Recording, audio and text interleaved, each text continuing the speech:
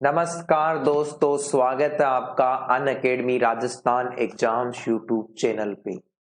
देखिए दोस्तों, जैसा कि आपको मालूम है टाइम हो चुका है आपका, जैसा कि राजस्थान का जो स्पेशल क्लासेज मैं आपको देने वाला हूं, तो जयपुर जिला दर्शन। आज ये जयपुर जिला दर्शन जो पढ़ेंगे हम, ये लगाइए मित्रों कि आप ये आइडिया लगा लीजिए कि आपको इतिहास पढ़ना हो, कल्चर पढ़ना हो, यहाँ पे ज्योग्राफी पढ़ना हो, संविधान पढ़ना हो, तो अलग अलग क्लासों में आपको मैटर मिलता है।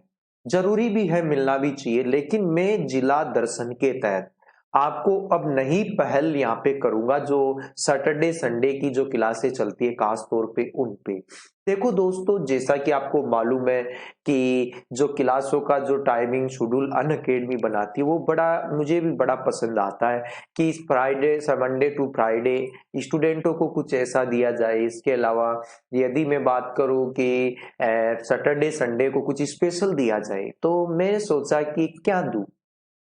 तो मैंने देखा कि ऐसी चीज दी जाए जिससे उनके लिए बड़ी उपयोगी हो। तो यहाँ पे मतलब जैसे हम बात करें जिला दर्शन में, जैसे 33 जिले दर्शन है, तो इनको जल्दी पूरा कर देंगे कंप्लीट तो, लेकिन थोड़ा टाइमिंग लगेगा क्योंकि इसमें ही तो हिस्ट्री आएगी, ज्योग्राफी आएगी, तमाम मैटर आएंगे। तो यहाँ पे अपने को क्या है कि आपको ये देखना है कि जो मैं पढ़ाऊंगा उसमें आपको कंप्लीट मैटर आपके आ जाएगा। वक्त जरूर लग सकता है, लेकिन ये लगा लीजिए आपके जो बड़े फायदेमंद ये क्लास होने वाली है। तो इसलिए मित्रों, अब हम शुरुआत करते हैं इस सक्सेस के इस पॉइंट में। और आप अन अकेडमी के ऑनलाइन जो टीम है हमारी, उसके साथ बिल्कुल जुड़े रहिए क्योंकि एक बहुत बेहतर टीम आपके सामने है। और राजस्थान का कोई सा भी एग्जाम्स हो, चाहे वो आरएस हो, चाहे पटवार हो, चाहे पुलिस हो, इन सभी के लिए लगातार एक से एक नई योजनाएं टीम के द्वारा तैयार की जाती है। भारत के सबसे बड़े ऑनलाइन एजुकेशन प्लेटफॉर्म की इस दुनिया में यदि हम देखें, तो अन अकेडमी का जो स्थान आता है वो सबसे ऊपर है। और ये मान लीजिए 1 2 3 4 5 सभी स्थानों पे अन अकेडमी कायम है। तो दोस्तों, हजारों टीचर यहाँ वर्क कर रहे हैं। अनुभवी टीचरों की जो टीम यहाँ पे तैयार की जाती है वो ही इसकी सफलता का कारण है। तो जरूरी है आप भी जुड़िए अन अकेडमी के साथ, स्पेशल रूप से रेगुलर क्लासे लीजिए।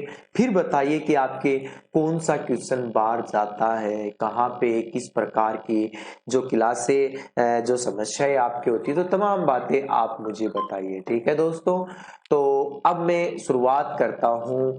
मतलब एक वाक्य आपके लिए जैसे मैंने रखा है कि सही दिशा और सही समय का यदि ज्ञान नहीं हो तो उगता हुआ सूरज भी डूबता हुआ प्रतीत होता है।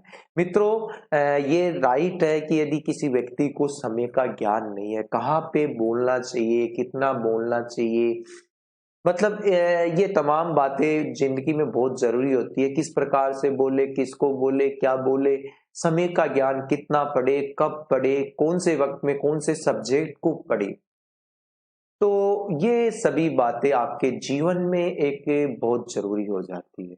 तो एक एक बातों का आपको ज्ञात होना चाहिए कि किस प्रकार, नहीं तो देश के दोस्तों ये वही बात है कि उगता हुआ सूरज भी डूबता हुआ प्रतीत होता है।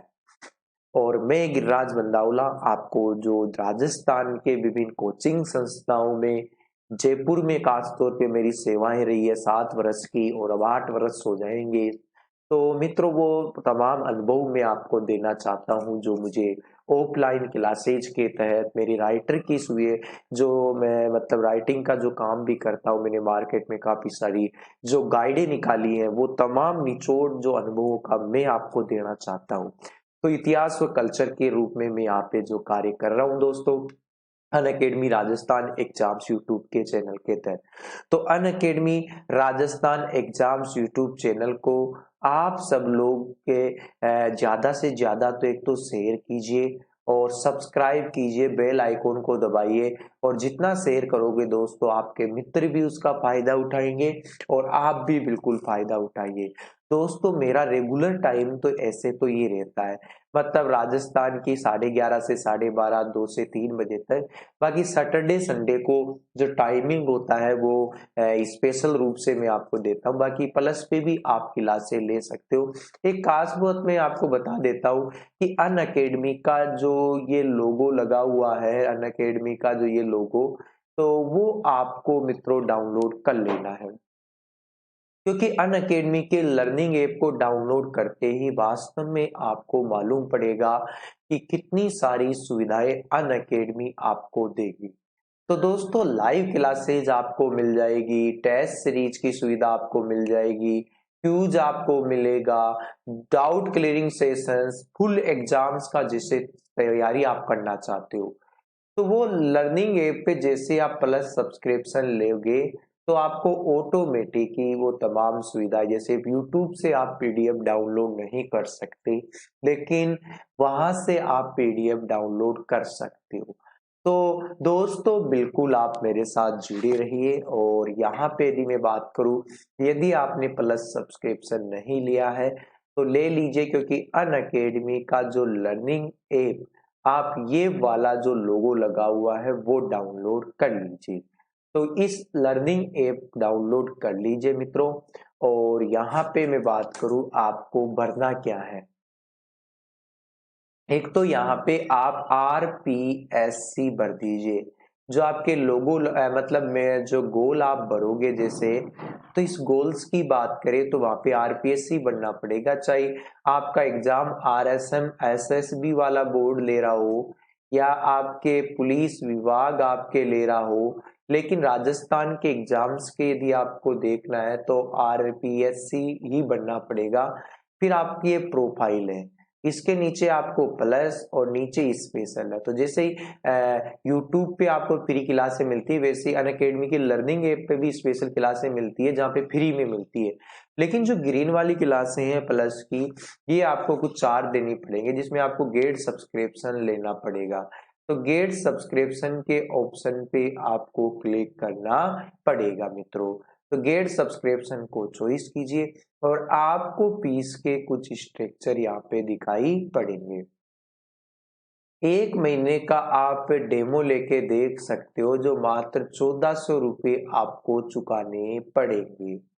और यदि आपने मतलब 1 वर्ष या 2 वर्ष का, मतलब डेमो तो खैर छोड़ो, यदि आप देख ही रहे हो हमें तो, लेकिन फिर भी यदि मेरा मानना है तो कम से कम 1 वर्ष का या 2 वर्ष का प्लस सब्सक्रिप्शन लीजिए। 1 वर्ष का आपके पड़ेगा ये मात्र 7,000 और 2 वर्ष का आपके पड़ेगा मित्रों 8400 रुपये में। इसमें भी मेरा भावी सेवाओं को देखते हुए ना अकेडमी ने मेरे प्यारे स्टूडेंटों के हेतु 10% का डिस्काउंट यहाँ पे दिया है। तो गिरिराज 10 कोड का इस्तेमाल कीजिए और 7,000 की जगह फिर आपको 6300 ही देने पड़ेंगे, और 2 वर्ष का जो 8400 रुपये का था वो 7560 रुपये। तो मात्र 6300 रुपये, कोई ज्यादा नहीं है। 2 वर्ष का ले लीजिए 7560, कोई ज्यादा नहीं है। 2 वर्ष का ले लीजिए, कोई ज्यादा नहीं है। 350 रुपये महीने, और 10-10 टीचर, 8-8 टीचरों से आप पढ़ोगे, मायने रखते हैं। तो गिरिराज 10 कोड का इस्तेमाल करिए और दोस्तों 10% के डिस्काउंट के साथ आप जुड़े रहिए। तो गिरिराज 10 कोड इस्तेमाल कीजिए, ठीक है। गिरिराज 10 कोड जैसे इस्तेमाल करोगे तो आपको 10% का डिस्काउंट मिल जाएगा मित्रों। तो आप खुद भी कीजिए और अपने मित्रों को भी अवगत करवाइए। अब दोस्तों, अपनी क्लास की बात कर देते हैं। एक बार सभी जुड़े हुए विद्यार्थियों को नमस्ते। जैसा कि मैं देख पा रहा हूं काफी सारे विद्यार्थी जुड़े हुए हैं, तो बिल्कुल नमस्ते मेरे मित्रों, कैसे हो आप, ठीक हो ना? ठीक है भाई, मस्त चल रहे हो, कोई दिक्कत तो नहीं है आपको? ठीक है, बिल्कुल। Good evening, good morning, good afternoon कर लिया करो। बिल्कुल सभी लोग जुड़े रहिए। और जयपुर दर्शन आज इस प्रकार से पढ़ेंगे कि आपको ये लगेगा कि वास्तव में ही मजा आ गया। मजा आ जाना चाहिए, मतलब पढ़ते समय इस प्रकार से आपको पढ़ाया जाए कि आपको मजा आ जाए। बस मैं तो ये चाहता हूँ कि आप जो जितना टाइमिंग यहाँ पे दे रहे हैं वो आपका टाइमिंग का सदुपयोग हो जाए, बस ये मेरी संतुष्टि है मित्रों, ठीक है। तो बिल्कुल आप जुड़े रहिए। और कैसे हो सब लोग, ठीक हो ना? ठीक है, दीपावली आ रही है, बिल्कुल मस्त होके पढ़िए। तो जयपुर दर्शन की बात मतलब मैं यहाँ पे कर रहा था। तो दीपावली जैसे आ ही चुकी, आएगी क्या, दीपावली ही है। तो बिल्कुल दीपावली में आपके लिए बहुत बहुत बधाई, आपका जीवन मंगलमय हो। ठीक है। तो त्योहार आते रहते, असली त्योहार आपको पता है कौन सा होता है? जिस दिन आप अपनी नौकरी लग जाओगे ना, वो ही आपके जीवन का जो मेन त्योहार होगा दोस्तों। जिस दिन आपकी खुशी का कोई ठिकाना यहाँ पे नहीं रहेगा, ये लगा लीजिए जिस दिन आप सर्विस लग जाओगे मित्रों, तो आपका असली त्योहार उस दिन से स्टार्ट हो जाएगा। तो दोस्तों, मैं मेरे कर्तव्यों को बिल्कुल पूर्ण रूप से अदा करूंगा और कर रहा हूं। और आपसे भी ये आशा है कि आप अपनी जिम्मेदारियों को बिल्कुल निभाएंगे। आप अपनी जिम्मेदारियों को इस हद तक निभाएंगे कि आपके पीछे, आप अकेले नौकरी लगेंगे तो अकेले नहीं खाओगे, आपके पीछे आपका पूरा परिवार है, उनको आशाएं हैं, अभिलाषाएं हैं, समाज को आपकी आशाएं, आपके परिवार को आपकी आशाएं, तो इसलिए पढ़ना पड़ेगा मित्रों। आप क्या सोचते हो कि मेरा जीवन यापन करने के लिए मुझे नौकरी चाहिए? आपका जीवन यापन तो ऐसे भी हो जाएगा मित्रों, लेकिन आपकी पीढ़ी को, आपके बच्चों को, आपकी पत्नी को, आपकी माता को, पिता को, जो अपने सपने लगाए हुए हैं, यदि आप उनकी खुशी चाहते हो, आप चाहते हो कि वो खुश रहे, तो मित्रों मेरा तो यही मानना है कि आप उन्हें एक खुशी दे सकते हो उनकी झोली में, और ऐसी खुशी जो आपके मतलब आजीवन उनको खुशी दे सकते हो। क्योंकि मित्रों जैसा कि कोरोना का जो वक्त चला, उसमें लोगों ने जो बेरोजगारी झेली, वो वास्तव में ही लोगों ने अनुभव किया कि एक ऐसा काम अपने को चाहिए, क्योंकि लोगों को हटा दिया गया है जैसे जैसे जहां जहां कार्य करते थे। तो ये लगाइए, जब आप अपने जीवन को सिक्योर नहीं कर पाओगे तो आप तो दुखी होंगे ही, आपके परिवार वाले आपसे भी ज्यादा दुखी होंगे। तो यदि आप चाहते हो कि मैं भी सुखी रहूं इस जीवन में, जीवन एक बार मिलता है, सब खुशी रहे, आप भी खुश रहो, तो मेरा तो कहना यह है कि आप बिल्कुल तैयारी कीजिए और लग जाइए। आपका जिस दिन नौकरी लग जाओगी, अभी तो दिवाली चल रही है, लेकिन जिस दिन आपकी सर्विस लग जाएगी, असली त्योहार आपका उसी दिन से स्टार्ट हो जाएगा। तो मेरी बातें आपको सही लगती हो तो मित्रों आप मेरे साथ जुड़े रहिए। मैं तो चाहता हूं कि मैं भले ही शिक्षक की तरह ही मैं बात करूं, शिक्षक और सड़क दोनों एक जैसे होते हैं, खुद जहां है वहीं पर रहते हैं, मगर दूसरों को उनकी मंजिल तक पहुंचा दे देते हैं। ठीक है दोस्तों, बिल्कुल आज मैं आपके यहाँ पे यदि मैं बात करूं, शिक्षक और सड़क दोनों एक जैसे होते हैं, खुद जहां भी रहते हैं और दूसरों को उनकी मंजिल तक पहुंचा ही देते हैं। ठीक है। तो देखो दोस्तों, सभी को नमस्ते, good evening, good afternoon, good morning. और जैसा कि आपको मालूम है, बिल्कुल जुड़े रहिए। और जैसा कि शिक्षक और सड़क दोनों एक जैसे ही हैं, खुद जहां पर है वहीं पे रहते मगर दूसरों को अपनी मंजिल तक पहुंचा देते। तो मेरी भी यही आशा है कि मेरे शिक्षक अपनी इस पथ को जरूर पार करेंगे, मुझे आपसे आशा है मित्रों। और कई बार आप किस्मत का रोना जैसे रो ही देते हो कि मेरी तो किस्मत इतनी खराब है, मेरी तो किस्मत इतनी खराब है, मेरी तो किस्मत इतनी खराब है। अरे आपकी किस्मत इतनी खराब नहीं, आपकी मेहनत के आगे किस्मत की औकात ही क्या है जो आपके सपने पूरे नहीं होने दे। मतलब आपकी मेहनत के आगे आपकी किस्मत की इतनी औकात नहीं दोस्तों कि आपके सपने पूरे नहीं होने दे। ये बिल्कुल आप अपने जीवन में ध्यान बना लेना कि किस्मत आपकी कितनी भी खराब हो, महाभारत आपने देखी होगी, किस्मत पांडवों की भी खराब थी, लेकिन मित्रों उनको लगातार अपने जो उद्देश्य पे बने रहे, डटे रहे। और मित्रों, और उनमें जो मतलब उनकी जो लगन थी, मतलब उसको जो महाभारत के उस युद्ध को, मतलब कौरव इतने सारे होते हुए भी उनको जीता उस युद्ध को, खासतौर पे कृष्ण भगवान ने उनका जो सत्य का साथ दिया। यदि मान लीजिए आप वहां पे होते और वहां पे कह देते, क्योंकि जो धर्म और अधर्म की वो जो लड़ाई थी मित्रों, एक बात बताओ, जब अधर्म की तरफ कौन थे? कौरव थे, और धर्म की तरफ कौन थे? पांडव थे। वो सबको दिख रहा था भाई धर्म पे पांडव है, धर्म पे वो है। यदि कृष्ण भगवान चाहते तो पूरी महाभारत को एक ही रूप में खत्म कर देते और धर्म की विजय कर देते, लेकिन कृष्ण भगवान ने इसे नहीं किया, क्योंकि उनको पता था कर्म आपके जीवन में आपको स्वयं को ही करना पड़ेगा। मैं आपके साथ हूं, लेकिन कर्म आपको करना पड़ेगा। आप ये चाहो कि मेरी नौकरी लग जाए और मैं कुछ नहीं करूं, तो ऐसा संभव नहीं है, कर्म आपको करना पड़ेगा। आपकी किस्मत की इतनी औकात है नहीं कि आपके सपने पूरा नहीं होने दे। आप लगा लगातार मेहनत करते रहो। और यही हुआ कि अंत में पांडवों को साथ दिया भगवान कृष्ण ने। जहां जहां उनकी कमियां हुई लेकिन उनकी मेहनत के आगे कृष्ण भगवान ने एक एक कदम पे उनका साथ दिया और धर्म की विजय हुई। अब ये धर्म ये कह देते कि हमें तो मतलब नहीं है, हम तो धर्म पे हैं, हमें तो ऐसे ही विजय चाहिए। यदि धर्म पे है तो विजय हो जानी चाहिए, नहीं, कर्म आपको करना पड़ेगा मित्रों, कर्म आपको करना पड़ेगा। और कठोर त्याग बलिदान की भावना से, सच्चे मन से, दिल से, अभी ना पूछो हमसे मंजिल कहाँ है, अभी ना पूछो मंजिल हमसे कहाँ है, अभी तो हमने चलने का इरादा किया, अभी तो हमने चलने का इरादा किया है, ना हारे ना हारेंगे कभी, यही किसी और से नहीं खुद से वादा किया है मित्रों, खुद से वादा किया है। और इसी के साथ में आज आपकी इस क्लास की शुरुआत कर देता हूँ। जयपुर के उपनाम मतलब जयपुर दर्शन आज हम करेंगे और बारीकी से करेंगे, इतना गहरा अध्ययन करेंगे मित्रों कि आपको एक एक पॉइंट से बिल्कुल समझ में आ जाएगा। तो दोस्तों आशा करता हूं कि आप मेरे साथ जुड़कर बिल्कुल एक एक बारीकी से अध्ययन करते हुए आगे बढ़ेंगे। कहीं भी आपको कोई समस्या हो तो मुझे बता सकते हो, मैं आपके साथ बिल्कुल डटा रहूंगा, खड़ा रहूंगा। तो दोस्तों आशा करता हूं आपको ये मेरी क्लास बड़ी मस्त और सुलभ लगेगी दोस्तों, ठीक है।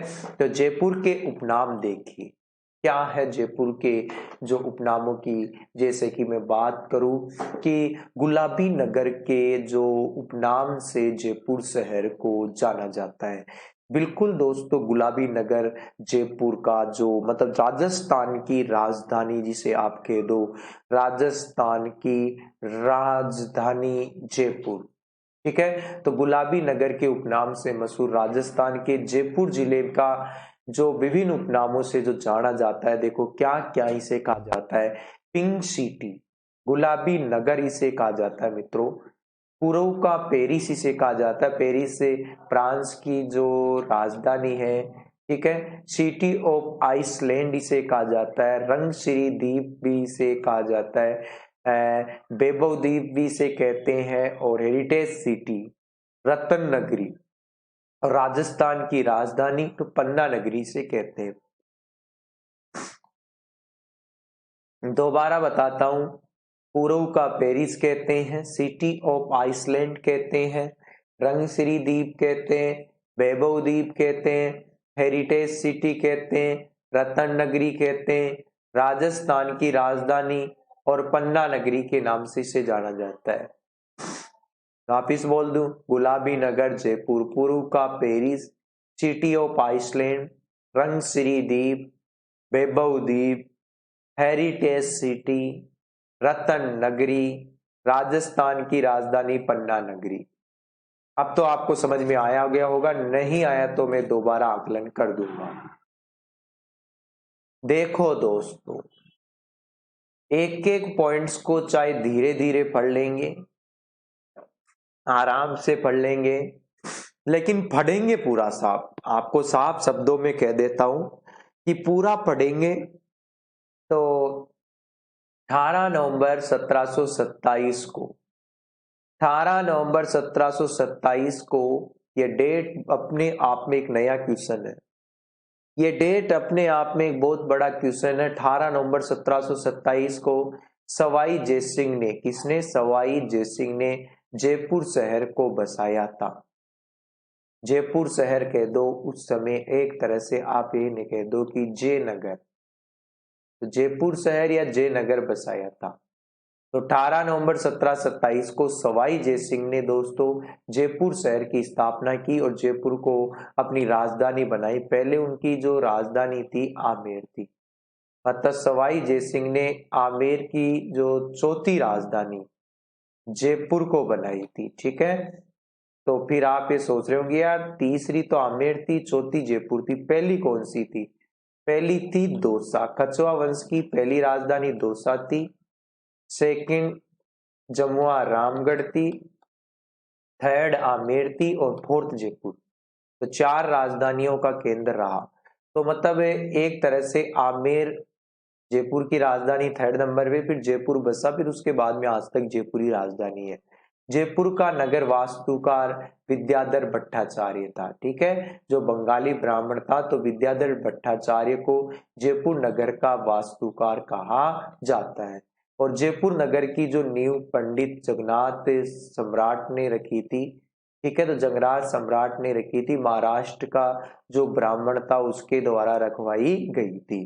तो जयपुर नगर का जो वास्तुकार था वो था विद्याधर भट्टाचार्य। तो बंगाल की बात ही जयपुर नगर की जो नींव पंडित जगन्नाथ सम्राट ने यहाँ पे रखी। तो बिल्कुल आपको यहाँ पे दो क्वेश्चन और तैयार होते हैं कि जयपुर का जो वास्तुकार कौन था, विद्याधर भट्टाचार्य, और जयपुर की नींव किसने रखी थी, तो जगन्नाथ पुंडरीक में। तो आप इन दोनों को देखना अलग अलग। भाई वास्तुकार पूछे तो विद्याधर भट्टाचार्य, और नींव रखी थी तो जगन्नाथ पुंडरीक ने। जो ये था जगन्नाथ पुंडरीक तो महाराष्ट्र का और ये बंगाल का था। तो 18 नवंबर 1727 को सवाई जयसिंह ने जयपुर शहर बसाया था। तो बिल्कुल जयपुर को राजधानी बनाई गई। तो 18 नवंबर 1727 को सवाई जयसिंह ने जयपुर शहर की स्थापना की। जयपुर को मित्रों क्या बना दी उसने, राजधानी बना दी। तो बिल्कुल आपको एक एक पॉइंट्स का ध्यान रखना है। 18 नवंबर 1727, ठीक है, किसकी स्थापना की थी, जयपुर शहर की स्थापना की थी, जयनगर के नाम से बसाया। आमेर को कछवा वंश की चौथी व अंतिम राजधानी बनाई। विद्याधर भट्टाचार्य जो इसके वास्तुकार थे, और जगन्नाथ पुंडरी किसके क्या थे, मतलब एक तरह से नींव इन्होंने रखी थी। अब आते हैं यहाँ पे कि आधुनिक राजधानी जयपुर को 18 नवंबर 1727 को जो कछवा वंश के शासक सवाई जयसिंह 1700 से लेकर 1743 के मध्य बने थे, तो उनके द्वारा मतलब जयपुर को जो राजधानी यहाँ पे बनाई गई थी। तो बिल्कुल 18 नवंबर 1727 का आपको ध्यान रखना है मित्रों। ठीक है, तो एक एक पॉइंट्स को यहाँ पे बारीकी से देखते हुए आगे बढ़ेंगे। तो 18 नवंबर 1727 एक डेट याद रख लेना।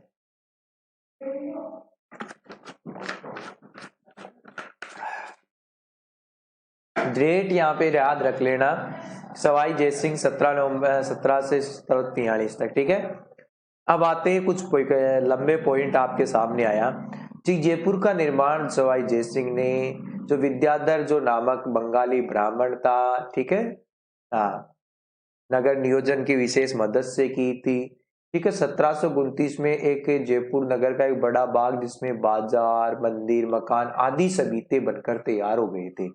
मतलब 1729 तक काफी तैयार हो। जयपुर फतेहपुर सीकरी के बाती नहीं था, जो मुख्य रूप से शाही आवश्यकताओं की पूर्ति हेतु ही बनाया गया। यह 9 में से 7 खंड, देखो ध्यान रखना, यहाँ 9 में से 7 खंड जनसाधारण के मकानों दुकानों के लिए निर्धारित किए गए। मतलब 9 खंड जो बनाए गए उसमें 7 तो जनसाधारण के लिए थे। दक्षिण दिशा को छोड़कर उसके तीनों ओर पहाड़ियां है। ठीक है, बिल्कुल जयपुर शहर के ये मतलब यहाँ पे जो पहाड़ियां, जिसी पे तो नारगढ़ दुर्ग, आमेर दुर्ग, जयगढ़ का दुर्ग ये है यहाँ पे। तो बाकी तीनों ओर आपके शहर, पुराना नगर 4 दीवारी से घिरा हुआ है। मतलब मित्रों चारों ओर से 7 दरवाजे बनाए गए। तो ये मैं आपको यहाँ पे बताता हूँ थोड़ा सा जयपुर शहर के बारे में। तो दोस्तों जो जयपुर शहर है एक बड़ा निराला था। इस प्रकार से मान लीजिए, तो अंदर की तरफ मतलब जैसे ये जो 4 दीवारी से कह दो आप, ये जो अंदर है जो दीवार से 4 दीवारी कह दो, जिसे कह दे हमें जयपुर परकोटा। ठीक है, तो जयपुर का जो परकोटा जिसे हम कह दो 4 दीवारी से कह दो। ठीक है, तो जयपुर परकोटा कह दो, 4 दीवारी कह दो। तो आजकल ही जयपुर परकोटे की एक और बात, इस परकोटे या दीवार को यूनेस्को ने, इसे यूनेस्को ने विश्व धरोहर का दर्जा भी दिया है। ठीक है, बड़ा ही निराला है, यूनेस्को ने विश्व धरोहर घोषित किया गया है। और 7 दरवाजे इस जयपुर शहर के हैं मित्रों। तो बिल्कुल चारों तरफ से मतलब घिरा हुआ है, 1 2 3 4 5 और 6 एक साथ। देखो यहाँ पे जो दरवाजों की बात करें, तो जैसे जोरावर सिंह गेट हो गया, एक तरफ यहाँ पे जाएंगे सूरजपोल गेट हो गया, इधर जाओगे तो आप चांदपोल गेट आएगा। ठीक है, फिर ये आ गया आपके अजमेरी गेट आ गया। फिर आपके यहाँ पे मैं बात करूं, सांगानेरी गेट आ गया, एक न्यू गेट है जो बाद में बना था, एक है घाट गेट। तो इस प्रकार से 7 गेटों से जयपुर बंधा हुआ है। Ghat gate, Surajpol gate, Zorawar Singh gate, Chandpol gate, Ajmeri gate और सांगानेरी गेट। तो टोटल कितने हो गए? 1 2 3 4 5 5 3 3 6 7 है ना टोटल। 1 2 3 3 6। अच्छा, एक यहाँ पे देखिए मेरा Chandpol, Zorawar Singh gate, Surajpol, Ghat gate, Sanganeri gate, Ajmeri gate और एक गेट है, न्यू गेट भी है यहाँ पे, है ना। चलो कोई नहीं। तो 7 गेटों से जयपुर शहर आपके बसा हुआ है मित्रों। तो बिल्कुल 7 दरवाजे आपको ध्यान रखना है, बिल्कुल एक एक पॉइंट्स को यदि हम देखें, ठीक है। तो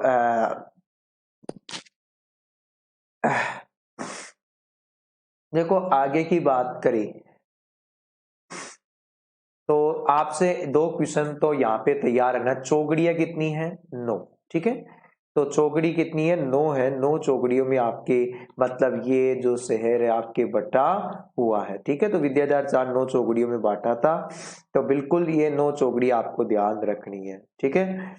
और आगे की बात करें, जो दरवाजे आपके मुख्य रूप से कितने हो गए? 7 दरवाजे हो गए। तो 7 दरवाजे भी आपको मतलब जयपुर शहर के आपको ध्यान रखना है मित्रों। बिल्कुल आपको किसी भी प्रकार की कोई कंफ्यूजन में यहाँ पे जीना नहीं है, ठीक है। एक और जयपुर का इतिहास तो इतना लंबा है कि आप खुद देखते ही रह जाओगे। तो जो मैं बात कर रहा था, ठीक है, हाँ बिल्कुल। चलो होगी बात, अब आते हैं यहाँ पे। देखो दोस्तों, आगे यदि अपने पॉइंटों की तरफ बढ़े, जयपुर को गुलाबी रंग महाराजा जो सवाई जय सिंह राम सिंह द्वितीय ने करवाया था। ये भी आपके एग्जाम्स की दृष्टि से बड़ी महत्वपूर्ण है। कई बार पूछ लेते हैं कि जयपुर को जो गुलाबी रंग करवाया था वो किस शासक ने करवाया था। तो राम सिंह सेकंड ने करवाया था दोस्तों। जयपुर की स्थापना के 100 साल से भी ज्यादा समय के बाद में जयपुर नगर को गुलाबी नगर की संज्ञा दी गई। मतलब जब सवाई जय सिंह ने जो बसाया था तब इसे पिंक सिटी या गुलाबी नगर नहीं कहते थे, मतलब राम सिंह द्वितीय के काल में कहा गया था। तो इससे पहले शहर को जयपुर के नाम से ही जाना जाता था। तो उस समय कैसा कलर था? तो उस समय जयपुर का रंग पीला और सफेद हुआ करता था, ठीक है। जयपुर का रंग पीला और सफेद होता था। फिर 1876 में मतलब यदि मैं बात करूं 1876 में वेल्स जो ब्रिटेन के राजकुमार और उनकी रानी थी विक्टोरिया भारत आई थी। तब राम सिंह द्वितीय ने उनके स्वागत हेतु जयपुर शहर को गुलाबी रंग से पुतवा दिया, जिसे आप मुख्य रूप से गेरुआ कह दो। एक तरह से गेरुआ रंग उसे कहते हैं भाई, गुलाबी की जगह आप गेरुआ कह दो, ठीक है। इसीलिए जयपुर के महाराजा राम सिंह द्वितीय ने मेहमानों के स्वागत हेतु पूरे शहर को गुलाबी रंग से रंगवाया था, जिसे गेरुआ रंग कहते हैं। हालांकि गुलाबी या पिंक सिटी ही जयपुर को कहते हैं। तो राम सिंह द्वितीय ने जयपुर को गुलाबी रंग से पुतवाया था।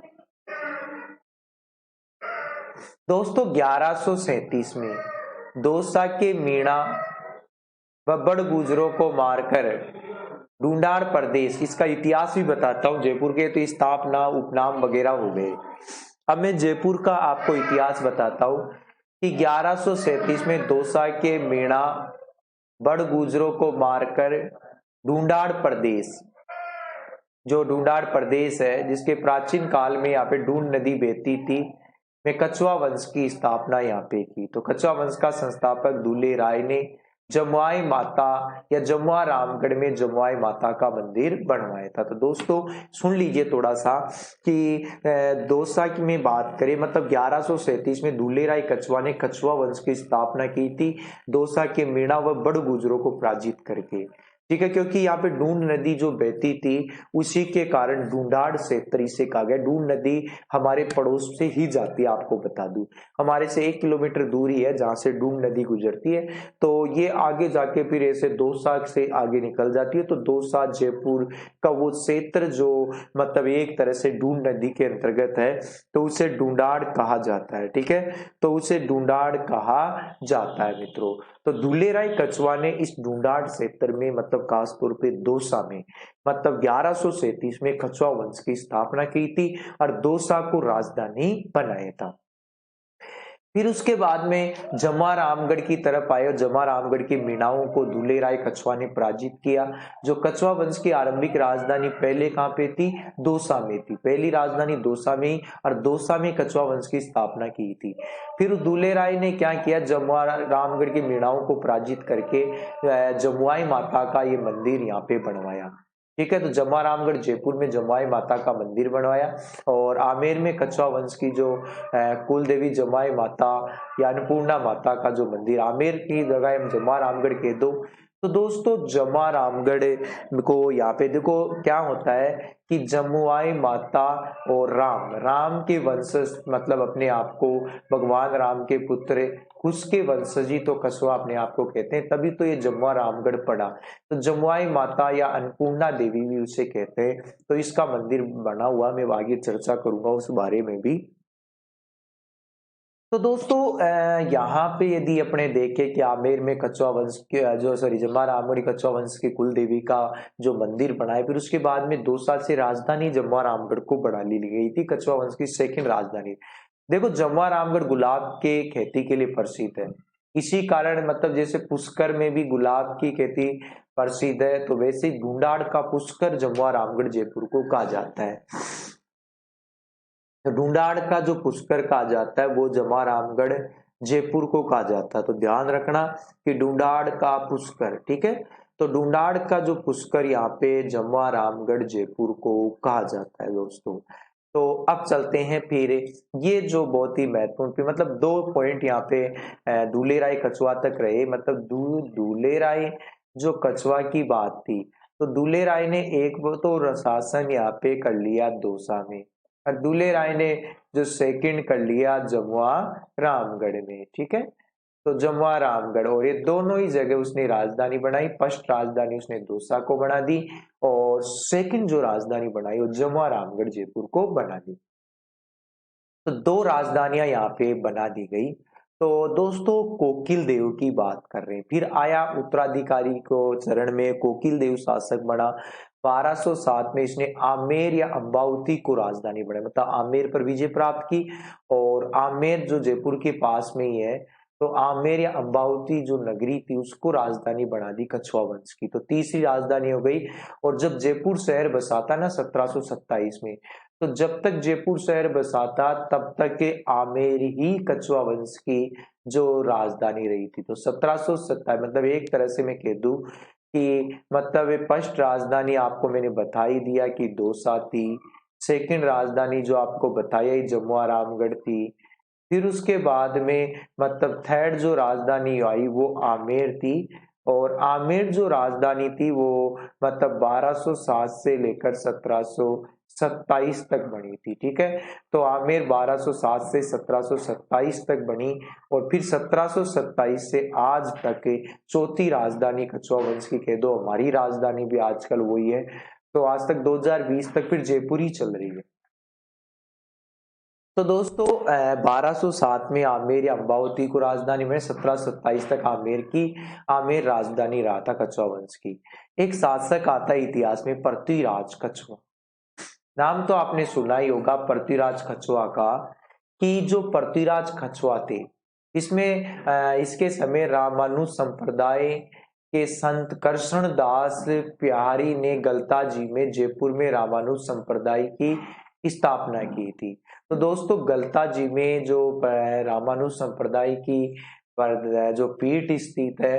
तो यहाँ पे एक ध्यान रखना, जो पृथ्वीराज कछुआ के समय की बात है, मतलब जो आमेर का शासक बना। और आपको मालूम है 17 मार्च 1527 को खानवा के युद्ध में पृथ्वीराज कछुआ ने राणा सांगा की सहायता की थी, और मतलब पृथ्वीराज कछुआ इस खानवा युद्ध में ही मारे गए। तो खानवा में एक तरह से मारे गए थे। तो आमेर के कई बार क्वेश्चन आ जाता है कि आमेर के किस शासक की मृत्यु खानवा युद्ध में हुई थी। तो दोस्तों जो खानवा का युद्ध लड़ा गया था उसमें राजस्थान के अधिकांश राजपूत शासकों ने सांगा का साथ दिया था, और उसमें आमेर के पृथ्वीराज कछुआ भी थे। तो पृथ्वीराज कछुआ की बात यहाँ पे है। तो पृथ्वीराज कछुआ जो यदि मैं बात करूं वहां पे लड़ते हुए मारा गया। तो दो बातें आपके सामने यहाँ पे, एक और उसने अपने पुत्र का नाम सांगा रखा। देखो मतलब पृथ्वीराज कछुआ ने अपने पुत्र का नाम भी सांगा रखा, जिसके नाम पर जयपुर का जो सांगानेर कस्बा बसा हुआ है। ध्यान रखना सांगानेर कस्बा कहाँ पे, जयपुर में है, और सांगानेर कस्बा जो सांगा कछुआ ने ही बसाया था। ठीक है, तो सांगा कछुआ ने ही बसाया था। तो जयपुर का सांगानेर, जो आपको राजस्थान का पहला अंतर्राष्ट्रीय हवाई अड्डा भी तो वहीं पे, सांगानेरी प्रिंट भी प्रसिद्ध है। तो 17 मार्च 1527 को खानवा के युद्ध में पृथ्वीराज कछुआ ने राणा सांगा की सहायता की थी। अपने पुत्र का नाम पृथ्वीराज कछुआ ने क्या रख दिया, सांगा। तो दोस्तों ये बातें आपको आशा करता हूं पसंद आई होगी। और अब अगले चरण में बढ़ते हैं। शासक बना 1547 से लेकर 1573 तक। दोस्तों आमेर के इतिहास की बात करें, जयपुर जिला दर्शन, मतलब जहां जहां राजवंशों का इतिहास है तो ऑटोमेटिक ही जिला दर्शन अपना विस्तार रूप ले लेता है। और जरूरी है, और मैं पढ़ाऊं क्यों नहीं, बिल्कुल पढ़ाऊंगा आपको जिला दर्शन के इन पॉइंटों को भी। तो जो भी है तो बिल्कुल आपको, जैसे मैं यहाँ पे बात करूं, जैसे बारमल या बिहारी मल की बात करें, तो बारमल या बिहारी मल शासक बना 1547 से लेकर 73 तक। बिल्कुल ध्यान रखना 1547 से लेकर 73 तक बारमल या बिहारी मल जो शासक रहा था आमेर का। तो मित्रों यहाँ पे यदि मैं देखूं कि जो बारमल कह दो या बिहारी मल कह दो, 1562 में बारमल ने अपनी पुत्री का नाम था हरकाबाई, जोधाबाई जिसे साधारणतः कहते हैं, उसका विवाह सांबर में कहा से कर दिया, अकबर से कर दिया।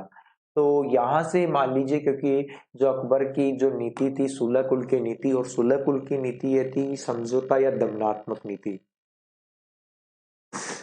जो राजस्थान के अधिकांश राजपूत शासकों के साथ उसने निभाई थी, जिसमें आमेर भी अपने आप में था। तो दोस्तों यहाँ पे यदि मैं बात करूं 1562 में बारमल ने अपनी पुत्री हरकाबाई जोधाबाई का विवाह सांबर में किया, और मतलब उससे एक तरह से राजस्थान का पहला राजपूत शासक था जिसने मुगलों से वैवाहिक संबंध स्थापित किए। आपसे पूछ ले कि राजस्थान का पहला राजपूत शासक कौन था जिसने मुगलों की अधीनता स्वीकार की, तो वो था आपके बारमल। राजस्थान का पहला राजपूत शासक कौन था जिसने मुगलों की अधीनता स्वीकारी, तो वो था आपके बारमल।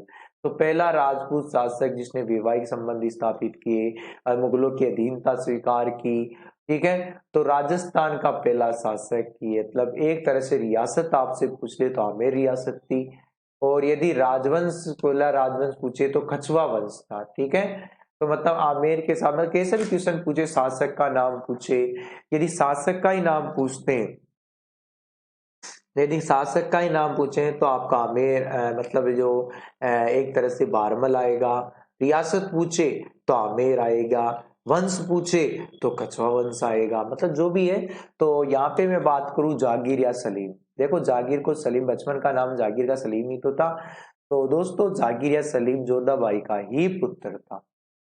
ठीक है, जागीर ने अपनी माता को मरियम उज्जमानी की, मतलब मरियम उज्जमानी की जो उपाधि मतलब जोधाबाई यारकाबाई को दिया था, तो वो सलीम या जागीर ने दिया था, जो उसका पुत्र था उसने अपनी माता को ये उपाधि दी थी एक तरीके।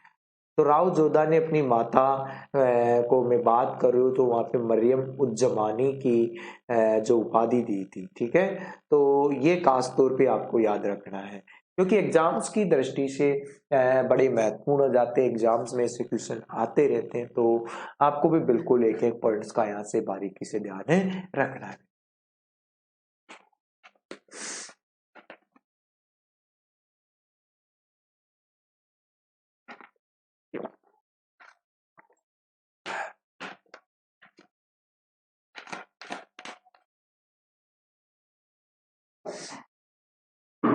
तो दोस्तों जैसे जागीर ने अपनी माता का जो मरियम उज जमानी की जो उपाधि दी थी, ठीक है। तो चलते हैं आगे की तरफ। आता है अगला शासक, आपको मालूम है स्क्रीन बोर्ड पे फिर भगवंत दास। तो ये भगवंत दास की बात करें, बड़ा महत्वपूर्ण है जो एग्जाम्स की दृष्टि है। दोस्तों मैं आपको जो क्लास दे रहा हूँ आप मेरे साथ बिल्कुल जुड़े रहिए। कम स्टूडेंट है तो कम जुड़े रहिए, ज्यादा स्टूडेंट है तो नो डाउट आप, मुझे कोई समस्या नहीं है भाई, मुझे कोई समस्या यहाँ पे रहती नहीं है किसी भी प्रकार की।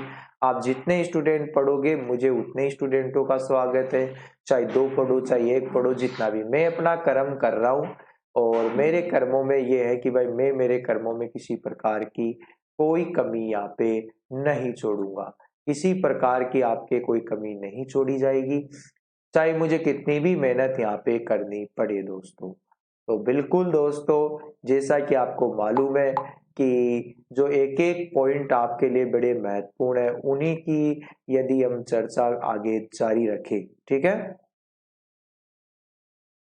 तो दोस्तों यहाँ पे भगवंत दास की बात करें।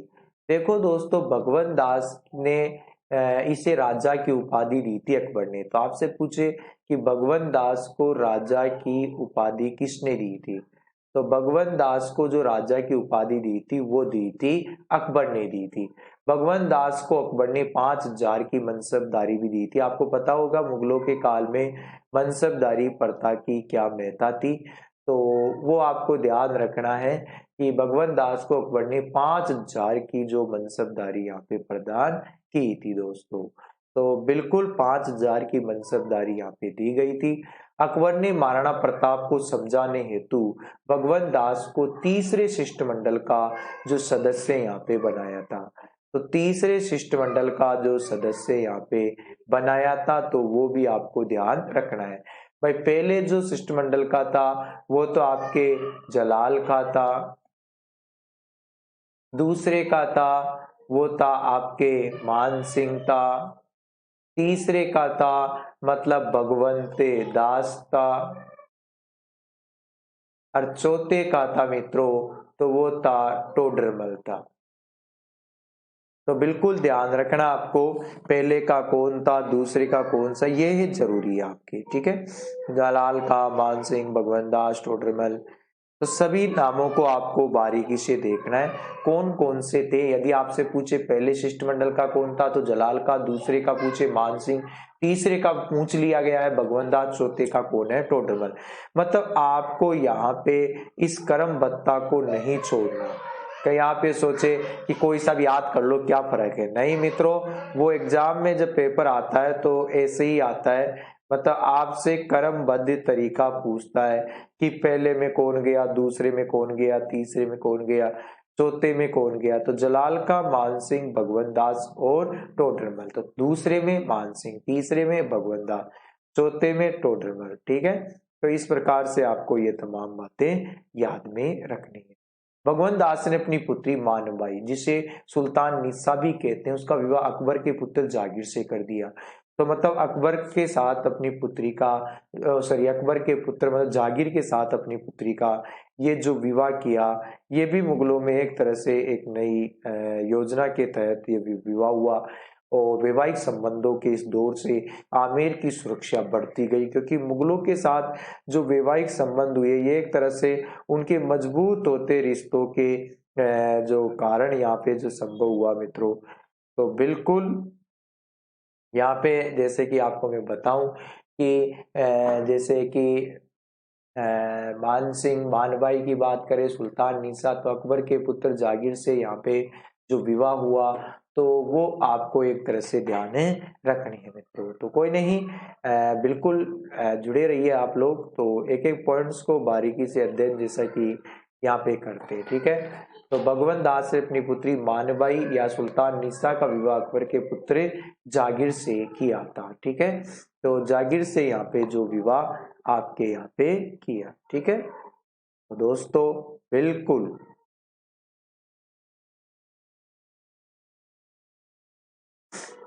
अब मैं बात करता हूं यहाँ पे आगे वाले पॉइंट की। तो वापस देखो, राजा की उपाधि आपको ध्यान रखना है, भगवान दास के अकबर ने दी थी। 5,000 की मनसबदारी अकबर ने दी थी। महाराणा प्रताप को समझाने हेतु तीसरे शिष्टमंडल का सफल सदस्य रहा। अपनी पुत्री मानबाई सुल्तान निसा का विवाह अकबर के पुत्र जागीर से कर दिया।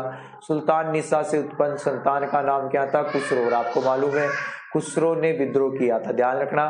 खुर्रम जी से साझा कहते हैं ने खुसरो के उत्तराधिकार संघर्ष में सिखों के 5वें गुरु अर्जुन देव ने खुसरो का साथ दिया था। तो इसके कारण जागीर ने अर्जुन देव को भी मृत्यु दंड दे दिया था। तो दोस्तों यहाँ पे सुल्तान निसा ने अपने पुत्र खुसरो की हत्या की, और सुल्तान निसा के इतिहास में पुत्र हंता माता कहते हैं। और क्यों की थी वो मुझे पता है क्यों की थी। देखो हुआ क्या था कि मतलब पर्सन ही ऐसा हो गया, किसको शासक बनाया जाए किसको नहीं बनाया जाए। तो मतलब ऐसी स्थिति में अब आपको मैं बताऊं क्या हुआ कि ये विवाद तो हो गया, लेकिन जब जागीर के शासन काल में ही मतलब खुर्रम या साजा मतलब जागीर के काल में ही खुसरो ने विद्रोह कर दिया था। ठीक है, मतलब यहाँ पे अपने पिता के जो विद्रोह कर दिया पिता के खिलाफ, तब क्या हुआ, इसे पकड़ के जेल में डाल दिया गया, घोर यातनाएं दी गई।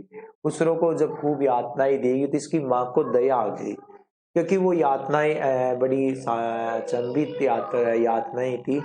तो इसी कारण है मतलब मानबाई व सुल्तान निसा ने ये दुख नहीं देखा गया उसे, और अपने पुत्र को ही हत्या करवा दी गई, जिसके कारण इसे पुत्र हंता माता भी कहते हैं। और जागीर ने सिखों के 5वें गुरु अर्जुन देव की भी हत्या कर दी थी जब उसका विद्रोह हुआ था। देखो दोस्तों, मिर्जा राजा मानसिंह या मानसिंह प्रथम के दो आप इसे 1589 से 1614 तक मानसिंह राजगद्दी पे बैठे थे। 1550 में ही मतलब एक तरह से जन्म इनका जो हुआ था, उसके बाद में 12 वर्ष की आयु में मुगलों की सेवा में चले गए थे। मतलब 1550 में तो इनका जो जन्म हुआ यहाँ पे मित्रों, और 1562 में मतलब एक तरह से लगा लीजिए 12 वर्ष की आयु में ही ये मुगलों की सेवा में जा चुके थे, 12 वर्ष की आयु में। तो राजा मानसिंह या मानसिंह 1589 से 1614 तक के मतलब जो शासक रहे थे। 1550 में मोजमाबाद या सांबर में हुआ था इनका जन्म, मोजमाबाद या सांबर में हुआ था। तो 1589 में आमेर के शासक बने थे। 1562 जैसा कि मैं बता रहा था, जीवन पर्यंत 1614 ईस्वी तक मुगल साम्राज्य में सेना नायक रहे, सूबेदार रहे, मनसबदार रहे। मानसिंह प्रथम ने 2 मुगल बादशाहों अकबर की और जागीर दोनों की सेवा की थी। बड़ी सेवा बचपन से ही रही थी इनकी, बड़ी शानदार। तो मिर्जा राजा या फरजंद जो कि इस उपाधि अकबर ने दी थी, मतलब अकबर ने इसे राजा की उपाधि, फरजंद का अर्थ होता है बेटा। तो अकबर ने इसे अपना गोद लिया हुआ बेटा कहा था, दत्तक पुत्र किया था अकबर ने। मतलब अकबर ने इसे अपना गोद लिया हुआ बेटा या दत्तक पुत्र यहाँ पे कहा था। तो इस प्रकार से तो ध्यान रखना है, मतलब दत्तक पुत्र की संज्ञा भी यहाँ पे दी गई है। ठीक है, तो ये पॉइंट से आपको ये ध्यान रखना है। तो राजा फरजंद और बेटा की उपाधि इसे दी है, तो ये बहुत ही जरूरी है आपको जानना। दोस्तों, मानसिंह भी अकबर के 9 रत्नों में एक तरह से शामिल था। बिल्कुल यहाँ पे 9 रत्नों में मानसिंह शामिल था। अकबर ने 7,000 की मनसबदारी दी, जो देखो किसी अन्य राजपूत राजा को नहीं दी। तो मतलब 7,000 की जो ये मनसबदारी दी है वो बड़ी जुड़ी यहाँ पे है। तो अकबर के दरबार में से 7,000 की जैसी मनसबदारी यहाँ पे दी, तो अन्य किसी राजपूत राजा को नहीं दी। तो आपसे पूछे कि किस शासक को सर्वाधिक मनसबदारी मुगलों के काल में दी गई, तो आमेर के शासक जो मानसिंह थे, तो उनको 7,000 सबसे ज्यादा सर्वाधिक उपाधि यहाँ पे दी गई। ठीक है, अकबर का सबसे विश्वास पात्र राजपूत राजा मानसिंह ही था। मतलब मानसिंह उसको अकबर अपना बेटा कहता था, अपना दत्तक पुत्र कहता था, गोद लिया हुआ बेटा कहता था, दत्तक पुत्र कहता था। मानसिंह सर्वप्रथम अकबर के साथ 1569 में रणथंबोर अभियान, मतलब मानसिंह को सर्वप्रथम अकबर ने कहा भेजा था, 1569 में रणथंबोर अभियान में भेजा था या गया था। ठीक है। तो उस समय रणथंभौर में सुरजनहाड़ा का राज था, तो अकबर के अधीनता स्वीकार कर ली थी हाड़ौती के सुरजनहाड़ा ने। अकबर ने 1573 में प्रताप से संधि करने हेतु मानसिंह को भेजा। जो दूसरा रूमजलाल खां पहली बार गए, मानसिंह को भेजा, लेकिन वो माना नहीं था। तब बाद में फिर जब माना नहीं, जलाल खां भेज दिया, मानसिंह भेज दिया, भगवंत दास भेज दिया, टोडरमल को भेज दिया। लेकिन यहाँ पे मतलब एक तरह से ये कह दूं कि यहाँ पे माना नहीं था। ठीक है। तो दोस्तों यहाँ पे मतलब मैं ये कह दूं कि 1573 से लेकर मैं यहाँ पे कह दूं कि प्रताप से संधि करने की जो यहाँ पे रही, तो एक तरह से बहुत ही महत्वपूर्ण यहाँ पे पॉइंट आया, नहीं माना। तो वीरों की जो भूमि थी मेवाड़, तो मानते नहीं थे, चाहे गर्दन कट जाए लेकिन गर्दन झुकनी नहीं चाहिए। तो 18 जून 1576 को हल्दी घाटी के युद्ध में मान सिंह ने मुगल सेना के सेनापति के रूप में नेतृत्व किया था। तो अकबर तो उस युद्ध में गया नहीं था, हल्दी घाटी के युद्ध की बात कर रहा हूँ। हल्दी घाटी के युद्ध में मान सिंह ने मुगलों की जो सेनापति के रूप में नेतृत्व किया। तो 18 जून 1576 की बात, हल्दी घाटी के युद्ध में मान सिंह ने मुगलों के जो सेनापति के रूप में यहाँ पे कार्य किया है मित्रों। तो बिल्कुल 18 जून 1576। तो 18 जून 1576 का आपको ध्यान रखना है। हल्दी घाटी के युद्ध में मान सिंह ने मुगल सेना के सेनापति के रूप में भी कार्य किया था। ठीक है दोस्तों, आगे चलते हैं और क्या पॉइंट आते हैं। अब दोस्तों यहाँ पे अपने शुरुआत करते हैं। तो वो तमाम बातें आपने देखी और अब हम इसके एक एक रूप को यहाँ पे देखेंगे, क्या है जयपुर का, किस प्रकार से, क्या क्या दर्शनीय स्थल है। तो दोस्तों जैसा कि आपको स्क्रीन बोर्ड पे दिखा हुआ, हर जगह आपको चित्र दिखते होंगे, हवा महल। जयपुर दर्शन की बात करें, इतिहास की छुटमुट बातें कर ली, लेकिन अपने को दर्शन देखना है, वहां पे इतिहास नहीं पढ़ना, आपको जयपुर का दर्शन मैं करवाऊंगा। तो सबसे पहले पढ़ते हैं हवा महल। तो हवा महल की बात करते हैं।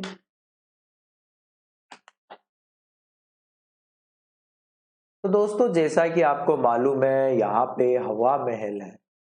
अब ये हवा महल बड़ा निराला है दोस्तों, राजस्थान के इतिहास में यहाँ पे बड़ा महत्वकारी है हवा महल।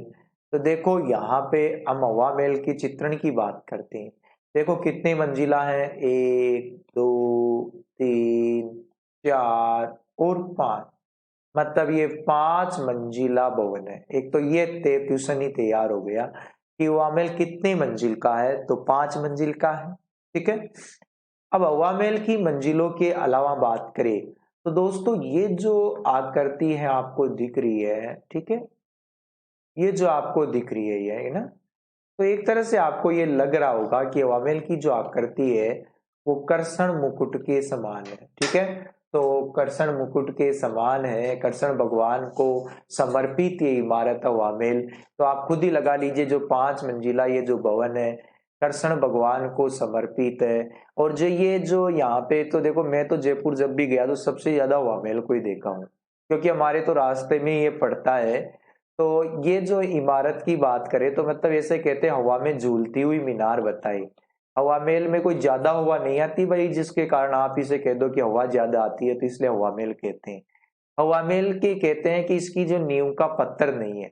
जैसे अपने कई बार अपने भैंसों का बाड़ा बनाते हैं ना, तो चलो उसकी कोई आवश्यकता नहीं है नींव की, छोटा सा गाड़ दिए 1 आध फुट, तो ऐसे कहते हैं कि आधे फुट या 1 फुट का ही इसका कुछ नीम का पत्थर है, उसी पे पूरी इमारत टिकी हुई है। नीम का पत्थर इसमें है नहीं। इसके अलावा जो इसकी चौड़ाई की बात करो ना, ये 5 मंजिला जो भवन है, इसकी जो चौड़ाई है, तो मतलब यहाँ से आधा फुट से भी आधा, या जिसे आप थोड़ा सा और ज्यादा कह दो, तो इतनी ही चौड़ाई है पूरी इसकी, यहाँ से लेकर यहाँ तक आधा पौन फुट की जो चौड़ाई पे हवा महल बना हुआ है। तो देखिए दोस्तों यहाँ पे दी, अब मैं आगे बताऊं, ठीक है, ये देख लीजिए नए नए रंग बिरंगों में। तो ये हवा महल आपके, ठीक है, एक दो बार मैं भी आपके दर्शन कर ही आया हवा महल का।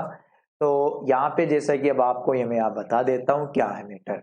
तो 1799 में सवाई प्रताप सिंह ने, किसने बनाया था, सवाई प्रताप सिंह ने हवा महल का निर्माण करवाया था। तो ध्यान रखना है कि इसका निर्माण कब हुआ था, 1799 में, और सवाई प्रताप सिंह ने इसका निर्माण करवाया था। ठीक है। और जैसे मैंने बताया था कि सवाई प्रताप सिंह कृष्ण भगवान के बड़े मतलब दर्शनीय प्रिय थे, या ये मान लीजिए कि कृष्ण भगवान के बड़े भक्त थे, तो उन्होंने कृष्ण भगवान का जो राज मुकुट होता है उसी के अनुरूप देखो ये जो कृष्ण भगवान का जो मुकुट है इसी आकृति में इन्होंने दुर्ग या इमारत बनाई जिसे कहते हैं अवा महल। अब देखो यहाँ पे जो वास्तुकार आपसे पूछे अवामेल के वास्तुकार कौन थे, तो लालचंद उस्ता थे दोस्तों। लालचंद उस्ता अवामेल के क्या थे, वास्तुकार थे। तो इसकी अब ये देखो ये पता नहीं कितनी सत्यता है कि क्या है कि हमारे बड़े बुजुर्ग जब मैं पूछते हैं, हमारे गांव है कि हमारे जो मतलब हम भी जयपुर के मूल निवासी है, तो कहते हैं कि हम जो चावंड के मंड में रहते हैं, मतलब हमारे चावंड माता वहां पे हैं, तो हमारा जैसे मैं गिरिराज बंदावरा लगाता हूँ तो वहां पे हमारे मकान बने हुए हैं। तो ऐसे कहते हैं हमारे बड़े बुजुर्ग कि जब हवा महल की नींव रखी थी तो उस दिन ही अपने उस मकान की भी नींव लगी थी, और वो ही लालचंद उस्ता के लगाए बताए था। तो खैर हम भी कभी कभी जाते हैं तो उस मकान को देखते हैं, तो बड़ी प्राचीन मकान हमारे वहां बना हुआ है।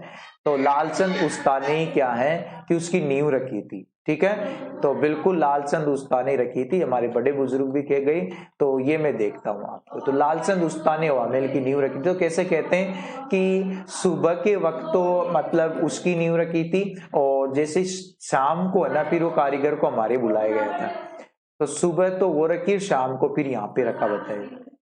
तो 5 मंजिला ये भवन है जो 1.5 फुट ही चौड़ी है। देखो ये मैंने अभी बता ही रहा था ना कि आधा से ज्यादा 1.5-2 फुट मान ली, ज्यादा चौड़ाई नहीं है ये लगा ली, ठीक है। तो दोस्तों आगे वाले पॉइंट की तरफ पे चलते हैं। देखो हवा महल के बारे में यदि चर्चाई करें तो सवाई प्रताप सिंह ने 1799 बनाया, और इस इमारत को उन्होंने राजस्थान के झुंझुनू शहर में महाराजा भूपाल सिंह द्वारा बनाए गए खेतड़ी महल से प्रभावित होकर बनाया था। तो मतलब जो उन्होंने जो बनाया था, क्यों बनाया था, हाँ, इस इमारत को उन्होंने राजस्थान में जैसे कि बात करें जो झुंझुनू शहर में है, तो भूपाल सिंह की बात करें तो भूपाल सिंह ने क्या था, खेतड़ी महल बनाया था झुंझुनू में। तो झुंझुनू में जो खेतड़ी महल बने हुए हैं तो उसी की प्रेरणा से सवाई प्रताप सिंह ने फिर हवा महल बनाया था। तो ध्यान रखना, खेतड़ी महल है जिसे राजस्थान का दूसरा हवा महल कहते हैं। राजस्थान का दूसरा हवा महल कहते हैं खेतड़ी महल को। तो पहला तो खैर आपके वामेल, लेकिन ये जो इमारत आपके भूपाल सिंह ने पहले ही बना दी थी, तो इसी की प्रेरणा से सवाई प्रताप सिंह ने 1799 में क्या बनाया था, आपके हवा महल बनाया था। अब आते हैं हवा महल की और दिलचस्प बातों की तरफ, कि गुलाबी व लाल रंग के बलुआ पत्थर से बना हुआ है, ठीक है। जैसे धौलपुर का जो लाल पत्थर होता है उसकी प्रयोग किया गया है बताए, तो लाल रंग का जो बलुआ पत्थर का प्रयोग किया गया है।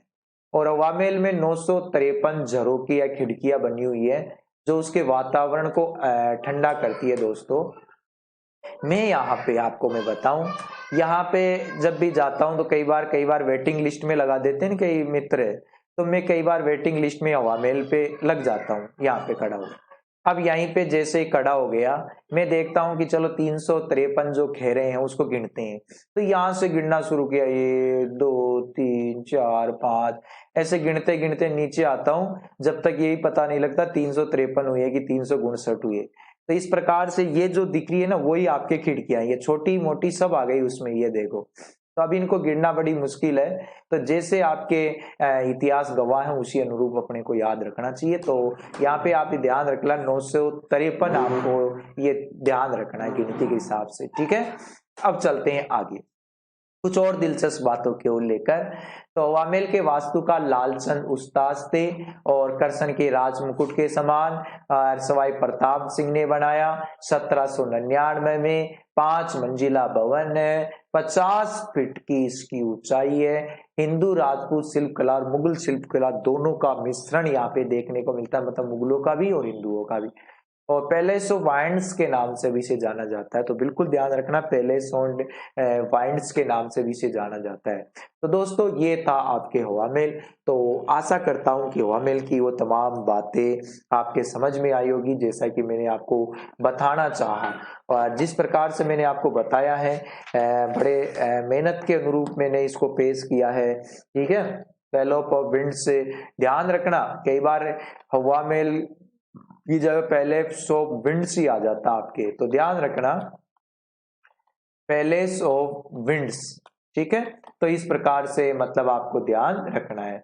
अच्छा, एक चीज और मैं बताना आपको भूल ही गया, तो ये तो खैर मैं बता ही दूंगा, यहाँ पर बता देता हूँ कि हवा महल की जो मंजिलें हैं मित्रों, तो हवा महल कितने मंजिल का है, तो 5 मंजिल का है, ठीक है, 5 मंजिल का, चलो ये मान लिया। तो एक छोटी सी शॉर्ट है, सर विचित्र प्रकाश है, नाम भी है इनका, सर विचित्र प्रकाश है, ठीक है।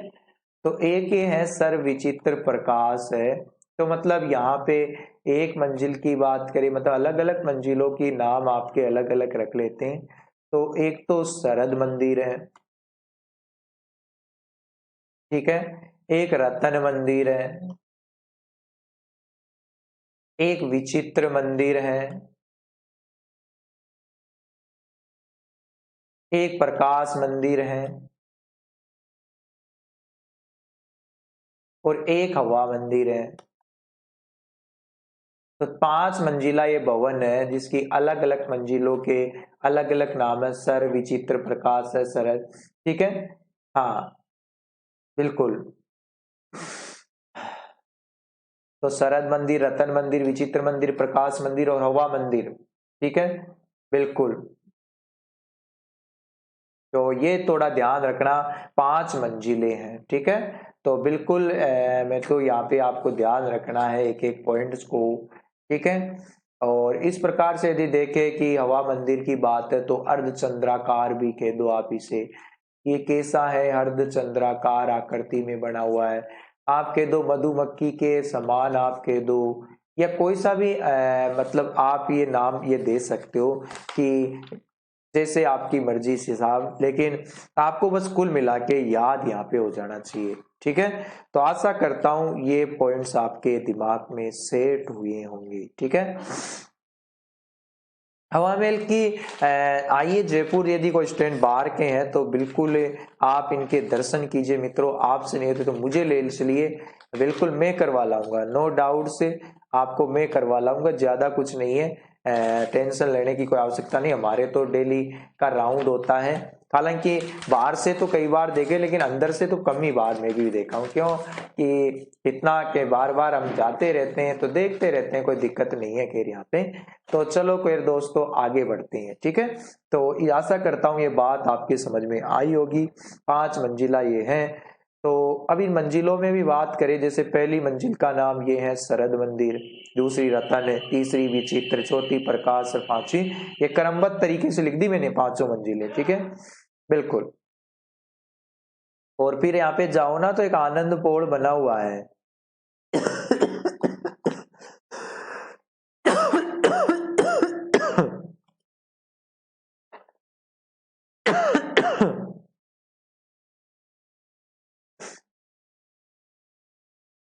हाँ, काशी वाशी आजकल सर्दी से बच के रखना,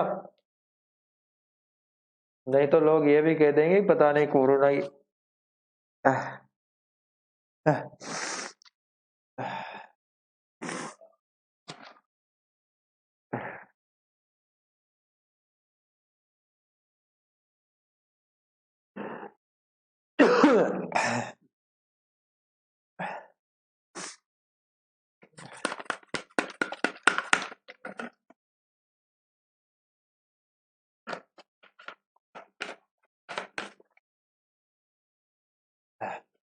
थोड़ा सा अतिरिक्त क्लास ले लेता हूं आपके।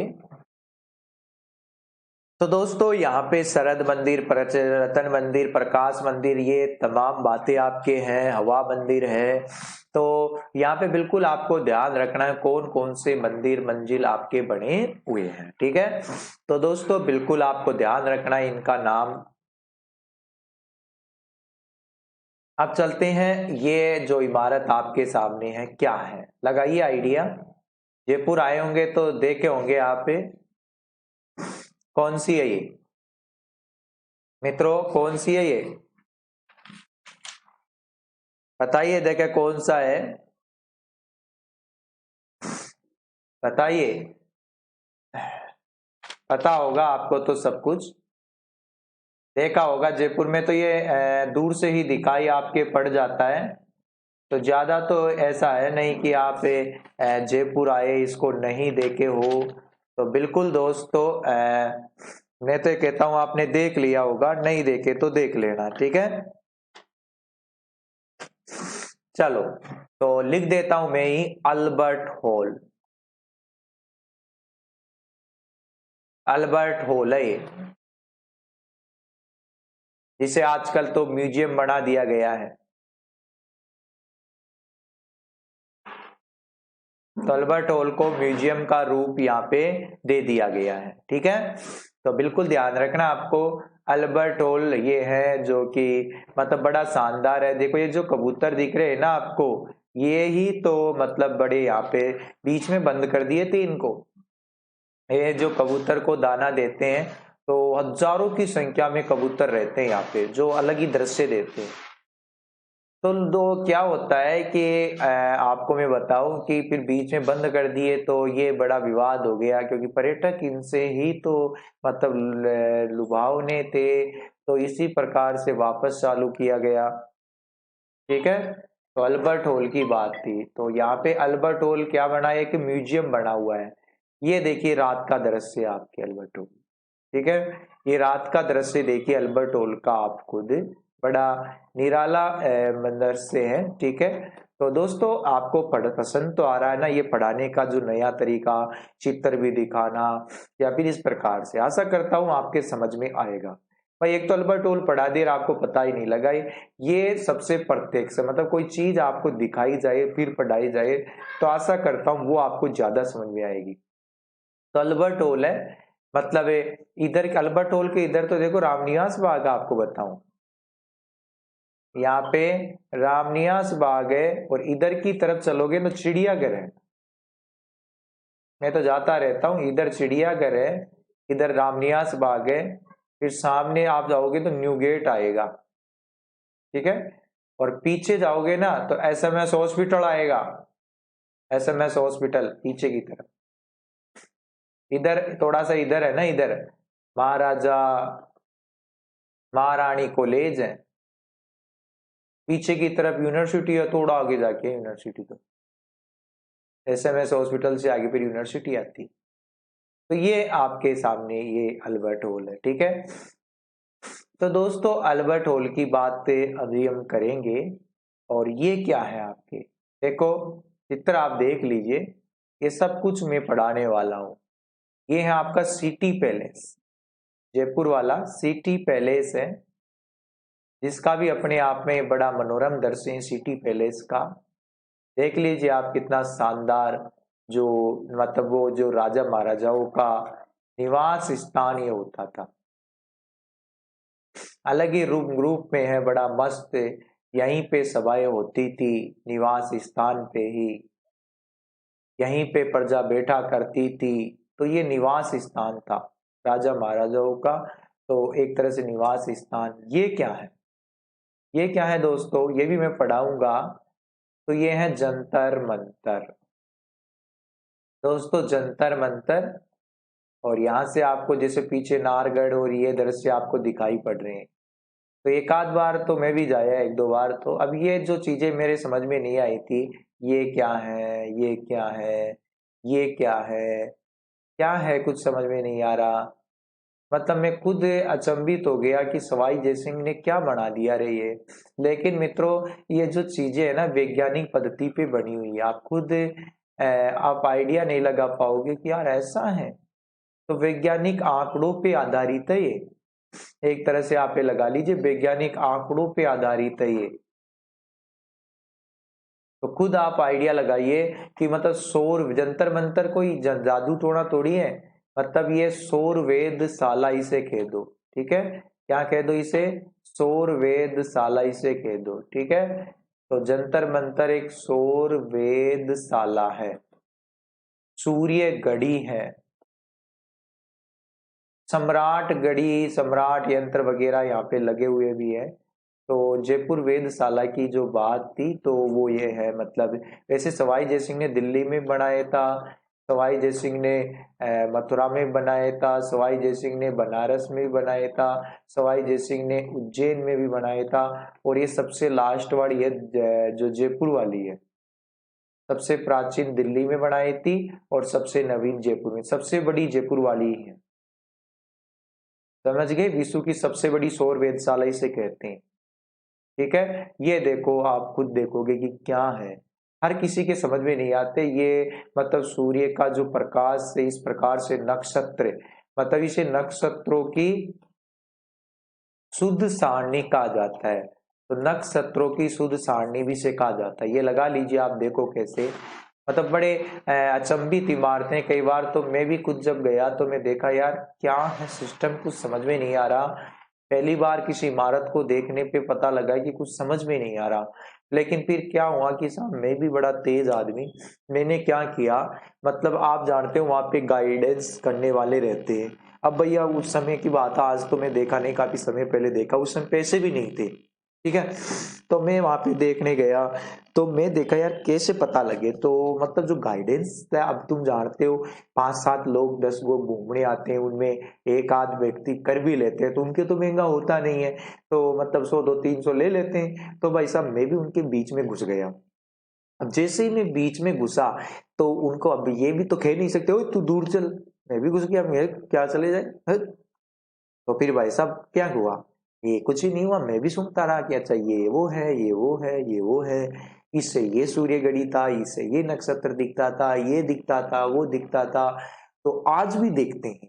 ठीक है, बस मतलब वैज्ञानिक पद्धति है ये, नरी निराली है। सवाई जयसिंह ने उस समय ही, मतलब ये जो आज तक जीवंत अवस्था में है, और देख लो किस प्रकार से उन्होंने ये अध्ययन किया, तो वाकई काबिली तारीफ है सवाई जयसिंह।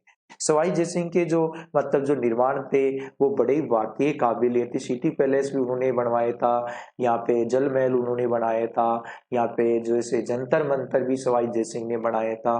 तो काफी सारे निर्माण, जयपुर शहर की स्थापना भी सवाई जयसिंह ने करवाई थी। तो मतलब जयपुर शहर में सवाई जयसिंह का जो निर्माण में, स्थापत्य कला में जो एक महत्वपूर्ण योगदान है मित्रों, तो महत्वपूर्ण योगदान है, वाकई ही काबिलियत तारीफ है। ठीक है दोस्तों, तो वास्तव में काबिलियत तारीफ है, जिसे मैं अपने शब्दों में कह दूं तो यहाँ पे आगे चलते हैं। देखो ये खुद देखिए आप किस प्रकार से, आप तो ये देख रहोगे कि यहाँ पे तो बैठ के धूप सेंकते होंगे हैं, ऐसा कुछ ही नहीं है। ये बड़ी मतलब सूर्य यंत्र है, ये जो बढ़ाने की जो डिजाइन है, इन्हीं के आधार पे मतलब ग्रह नक्षत्र वगैरह ये निकाले जाते हैं। तो आप ये खुद लगा लीजिए, बड़े शानदार तरीके से उन्होंने ये जो बनाया। देखो आप ये देखिए कितना अलग प्रकट आपको होता है किस प्रकार से। अब देखिए दोस्तों, यहाँ से जो यंत्र यहाँ पे लगे हुए हैं, उससे आप आइडिया लगाइए कि किस प्रकार से मतलब ये निकाले जाते होंगे आइडियाज वगैरह, कि जो नक्षत्र, जब भी तो जंतर मंतर कोई जादू टोना नहीं है, वेधशाला है, सूर्य घड़ी है ऐसा है, जिसे आप सौर वेधशाला इसे कह दो, तो वो है आपके। तो दोस्तों आपको, मुझे पता है कि ये चीजें आपको भी समझ में नहीं आएगी, जब आप खुद साक्षात देखोगे तब वास्तव में आपको ये समझ में आ जाएगा कि क्या है ये। तो बिल्कुल दोस्तों, देखो मैं यहाँ पे कुछ वर्णन आपके लिए करता हूँ कि सौर वेधशाला या जंतर मंतर 1718 से 34 के बीच की बात है। सवाई जयसिंह ने 5 सौर वेधशालाओं का निर्माण करवाया। एक तो जयपुर में, एक दिल्ली में, एक मथुरा में, एक उज्जैन में और एक वाराणसी या बनारस। ठीक है, जयपुर शोध वेधशाला या जंतर मंतर 5 वेधशालाओं में सबसे बड़ी है। मतलब सबसे बड़ी कौन सी है? जयपुर वाली। दिल्ली सबसे प्राचीन थी, सबसे पहले 1724 में उन्होंने जयपुर दिल्ली वाली बनाई थी। तो जयपुर दिल्ली वाली बनाई थी। जयपुर में स्थित जंतर मंतर या शोध वेधशाला में सम्राट यंत्र लगा हुआ है। मतलब यहाँ पे सम्राट यंत्र लगा हुआ है, जिसे सूर्य घड़ी आप कह दो, तो सबसे बड़ा यंत्र यही है। जयपुर स्थित जंतर मंतर या सौर वेधशाला में सम्राट यंत्र या सूर्य घड़ी सबसे बड़ा यंत्र है। राम यंत्र ऊंचाई मापने के काम में आता था।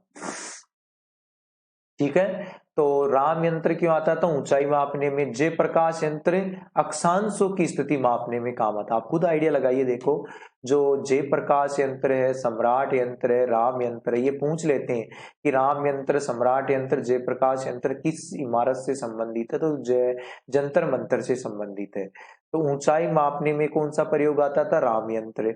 जय प्रकाश निरंतरता जो अक्षांशों की स्थिति याद करने में मालूम होता था, अक्षांशों की स्थिति इनसे मालूम होती थी। तो जयप्रकाश यंत्र और सम्राट यंत्र जो सूर्य घड़ी थी, तो वो सबसे बड़ा ये यंत्र आपके सामने इसमें था।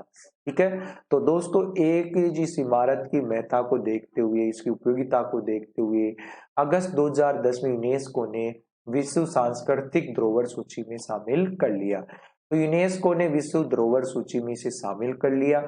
सवाई जयसिंह ने समकालीन जो मुगल शासक था मोहम्मद शाह रंगीला, तो ये ध्यान रखना कब शामिल किया गया है। आपसे ये भी पूछ लेते हैं कि किस वेधशाला को मतलब एक तरह से मतलब यहाँ पे शामिल किया है, तो जयपुर वाली को ध्यान रखना।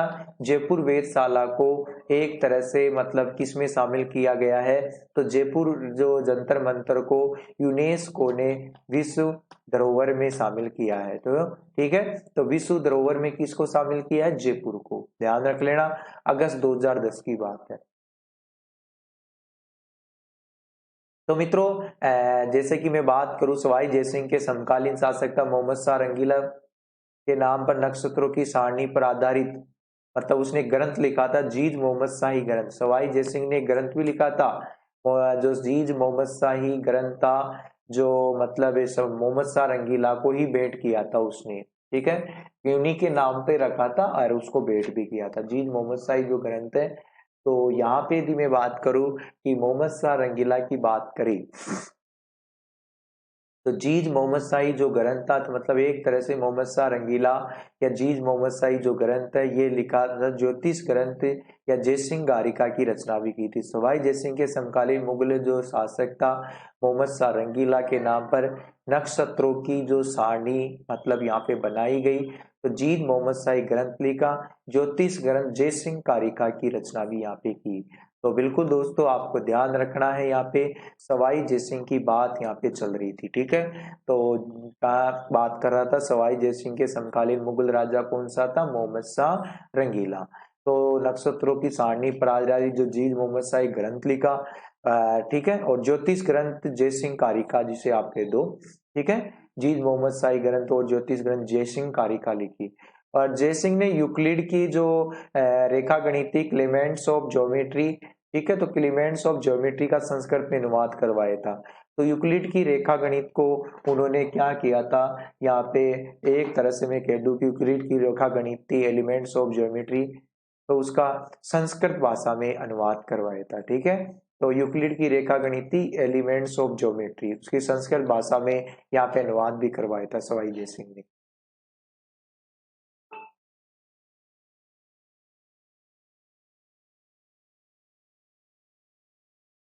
तो दोस्तों यहाँ पे यदि मैं बात करूं, जैसे आपके दो तीन इमारत यहाँ पे आई, तो यहाँ पे यदि मैं दर से आपके सामने रखूं कि और क्या पॉइंट्स है, जैसे अल्बर्ट हॉल की बात आपके की थी। ठीक है, तो उस अल्बर्ट हॉल के कुछ बातें मैं बता देता हूं क्योंकि अल्बर्ट हॉल आपके सामने आ गया था।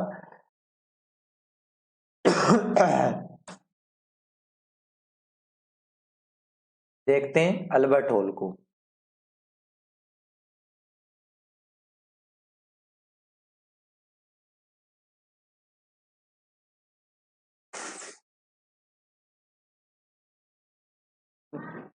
कहाँ पे है, जयपुर में। किसने बनाया,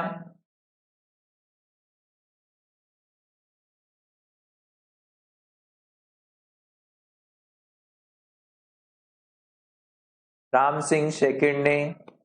कब बनाया, 1876 में। ठीक है, और इसका उद्घाटन किसने करवाया, किया किया एडवर्ड ब्रेडफोर्ड ने।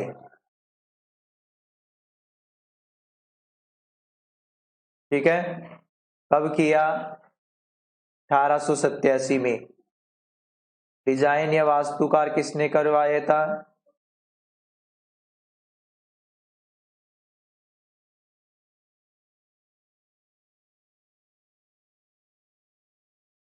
तो वो था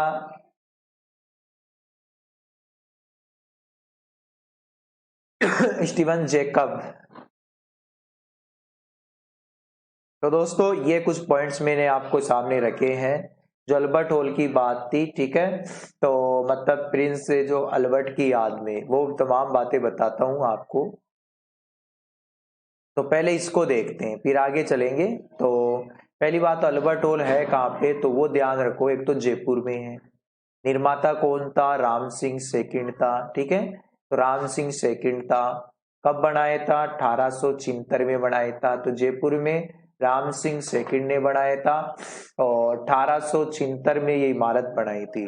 तो उद्घाटनकर्ता कौन था, सर एडवर्ड ब्रेडफोर्ड था, ठीक है। इसके उद्घाटनकर्ता कौन था, सर एडवर्ड ब्रेडफोर्ड। कब बनाया था, 1887 में, या सॉरी उद्घाटन किया था 1887 में। डिजाइन वास्तुकार कौन थे, स्टीवन जेकब थे। तो इसके डिजाइन यदि वास्तुकार की बात करें तो स्टीवन कौन थे, जेकब थे, ठीक है। तो स्टीवन जेकब इसके डिजाइनकार कह दो, वास्तुकार कह दो। तो राम सिंह सेकंड ने इसको निर्माण करवाया था। और बातें देखिए अल्बर्ट हॉल की, क्या बातें हैं। तो 1876 में मतलब एक तरह से ये इमारत बनी, ठीक है। और मतलब जो मतलब कहते हैं क्यों बनाई थी, कारण क्या था।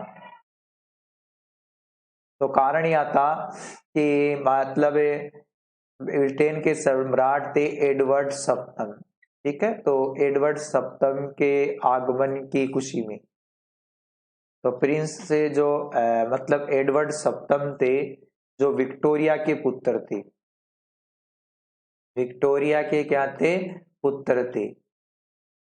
तो एडवर्ड सप्तम की बात थी, तो वो जब भारत आया था तो उसी की याद में ये बनवाया गया था, ठीक है।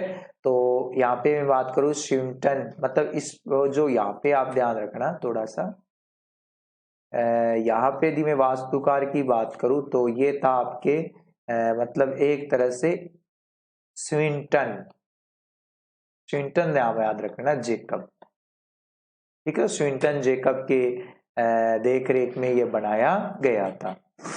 दोस्तों आगे के पॉइंटों की बात करूं, मतलब एक तरह से मतलब ये जो बना दिया गया स्विंटन जेकब के, ठीक है, स्विंटन जेकब की तरह रूपरेखा जिन्होंने तैयार की, और भारतीय शैली प्लस फारसी शैली दोनों का इसमें मिश्रण है मित्रों, भारतीय और फारसी शैली दोनों का मिश्रण है, ठीक है।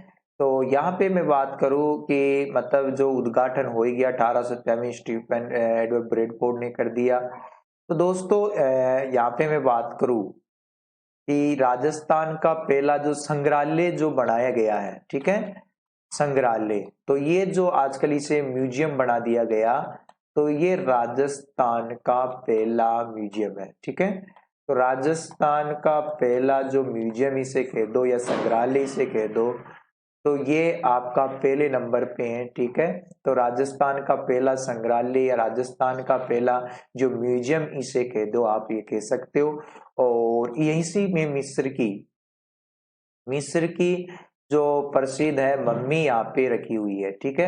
अभी काफी सारी बारिश आई थी, तब मैं वहां पे गया था, तब मैंने देखा कि उस मम्मी को तो साइड में निकाल दी, क्योंकि पानी इतना जयपुर में आपको मालूम है कितने का है।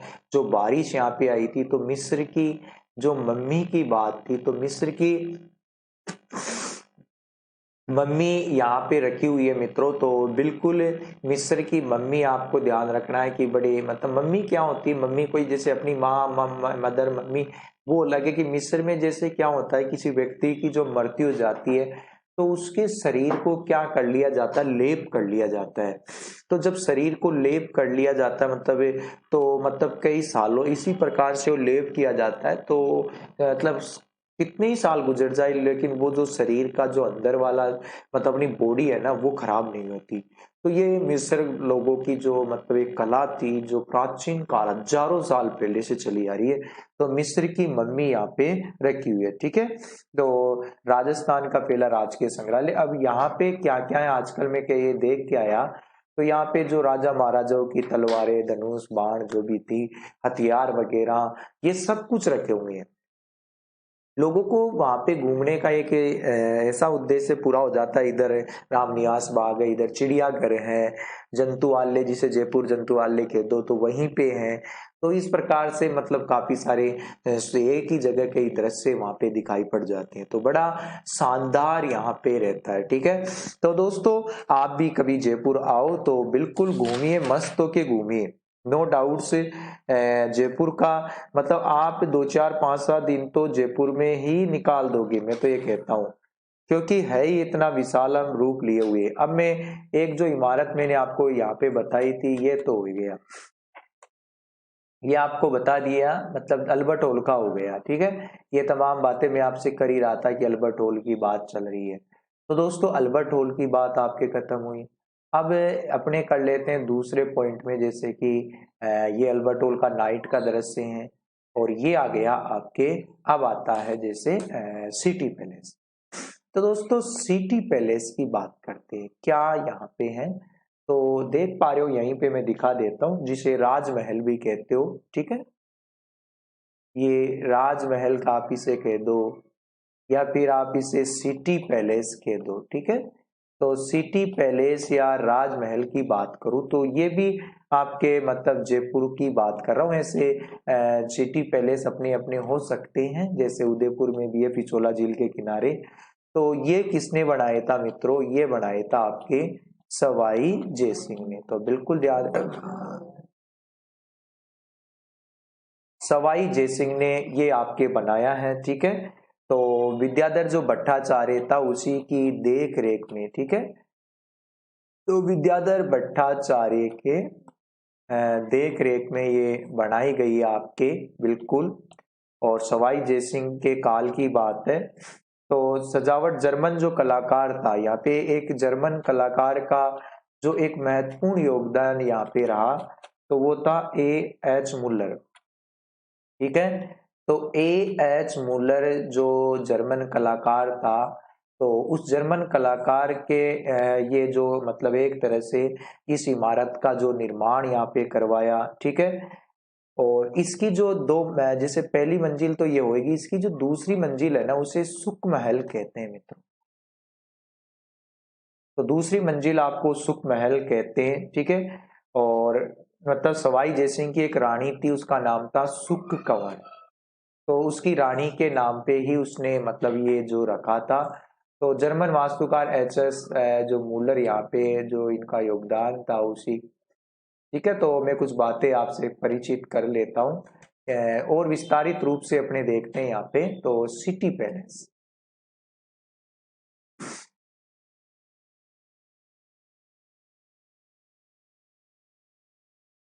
तो सिटी पैलेस जिसे राजमहल भी कह देते हैं। ठीक है, तो जयपुर की बात मैं कह रहा हूँ, जिसका जो निर्माता अभी मैंने बताया था मित्रों, कि जिसका जो निर्माता था वो कौन था, सवाई जयसिंह। ठीक है, तो सवाई जयसिंह यहाँ पे जो मुख्य निर्माता थे। ठीक है, और सिटी पैलेस जो यहाँ का निवास स्थान उनका था, और जर्मन कलाकार जो क्यों था, एच मतलब इसकी जो सजावट की बात कर दूं कि सजावट किन्होंने कराई, तो ये जो सजावट है वो है A.H. मूलर। तो ये सजावटकार थे मित्रों। और दूसरी मंजिल मैंने भी बताई थी कि दूसरी जो मंजिल है वो रानी सुख कंवर के नाम पे, जो सवाई जयसिंह की थी उसी के नाम पर सुख महल रखा गया है। ठीक है, तो इस प्रकार से सुख महल या सुख कंवर के नाम पे, और जैसे कि तीसरी मंजिल रंग मंदिर है। ठीक है, चौथी मंजिल की बात करें तो यहाँ पे शोभा निवास है, चौथी मंजिल शोभा निवास। तो और यहाँ पे पांचवी मंजिल की बात करें तो वो छवि निवास है। छठी मंजिल की बात करें तो श्रीनिवास है वो, श्रीनिवास। सातवीं मंजिल की बात करें तो उसे कहते हैं मुकुट मंदिर। तो दोस्तों देख लीजिए आराम से मस्त होकर क्या आपके रहते हैं। तो सवाई जयसिंह ने सिटी पैलेस का जो निर्माण करवाया, कई बार गुजरा है मैं तो आपसे। तो एच.एस. मुल्लर जो मतलब स्काउट करता थे। दूसरी मंजिल को सुख महल कहते हैं, तीसरी मंजिल को रंग मंदिर कहते हैं, चौथी मंजिल को शोभा मंदिर कहते हैं। मतलब नीचे से चल रहा है जी ऐसे। तो सुख मंदिर, सुख रंग मंदिर, शोभा मंदिर, छवि मंदिर पांचवी, श्रीनिवास और मुकुट मंदिर। तो ये इस इमारत की जो मतलब जो विशेषता है, जो लोकेशन में आपको बता रहा हूँ, ठीक है। एक और बात आपके सामने मैं यहाँ पे रखता हूँ कि इस जो इमारत की बात करें तो यहाँ पे विश्व के सबसे बड़े चांदी के पात्र रखे थे, ठीक है। तो विश्व के सबसे बड़े, मतलब विश्व में कितने, इससे बड़े है ही नहीं, सबसे बड़े चांदी के पात्र रखे हैं, ठीक है। चांदी के पात्र या बर्तन जिसे कह दो, तो पात्र रखे हैं। तो यहाँ पे दोस्तों विश्व के सबसे बड़े चांदी के पात्र इसी में रखे हुए हैं, ठीक है। तो बिल्कुल ध्यान रखना आपको एक एक पॉइंट्स को, जो आपको ध्यान रखना। और क्या है इस इमारत में, एक दीवान ए आम, ठीक है दोस्तों, दीवान ए आम। दीवाने आम की बात करें तो दीवाने आम जो महाराजा का क्या है, निजी एक तरह से पुस्तकालय था। जो एक दीवाने आम जो यहाँ पे बना हुआ है वो निजी पुस्तकालय था, जिसे पोती खाना भी आप कह दो। तो पोती खाना आप कह दो यहाँ पे, ठीक है। इसके अलावा मैं बात करूं दीवाने आम, दीवाने खास, ये सब कुछ यहीं पे स्थित है। दीवाने आम हो गया, दीवाने खास यहाँ पे हो गया, ठीक है। दीवाने आम, दीवाने खास, चंद्र महल, सिटी पैलेस, वो दोनों नाम ही आपको मिल जाएंगे। जैसे हवा महल देखोगे ना, फिर इससे आगे जाके एक जो मतलब सिरोडोडी दरवाजा आता है, फिर उससे आप जैसे एंटर करोगे तो एक तरफ तो जंतर मंतर है, एक तरफ सिटी पैलेस है। जैसे जयपुर में गोविंद देव जी का मंदिर भी तो वहीं है, मतलब वहीं से दर्शन हो जाते थे जैसे पैलेस में जाते थे, तो ठीक है। और चंद्र महल में मतलब एक तरह से जय निवास में जो आपके उद्यान भी बना हुआ है, तो जय निवास उद्यान भी यहाँ पे बना हुआ है मित्रों। तो बिल्कुल आपको ये बात भी आपकी समझ में आई होगी। जैसे कि मैं जयपुर दर्शन की बात यहाँ पे कर रहा हूँ मित्रों, और एक एक पॉइंट्स की अपने बारीकी से जैसा कि आपको अध्ययन में करवा रहा हूँ। बड़ा मनोरम जयपुर जिला दर्शन है आपकी।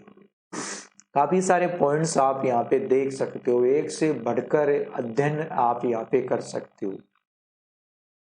कोई नहीं, आपको जयपुर जिला दर्शन का मैं इस प्रकार से अध्ययन कराऊंगा कि आपको कहीं भी किधर भी भटकने की आवश्यकता नहीं है। बिल्कुल ज्ञान का जो पिटोरा मैं आपके सामने यहाँ पे रखूंगा, ठीक है। तो बिल्कुल दोस्तों, विश्व के सबसे बड़े चांदी के पात्र, दीवाने आम, दीवाने खांचे, तमाम आपके रखे हुए हैं। तो यहाँ पे यदि अपने देखे और पॉइंटों की भी चर्चा अपने करते हैं, क्या आपके सामने और इमारतें यहाँ पे हो सकती है और इनका अपने देखते हैं, ठीक है। चलते हैं।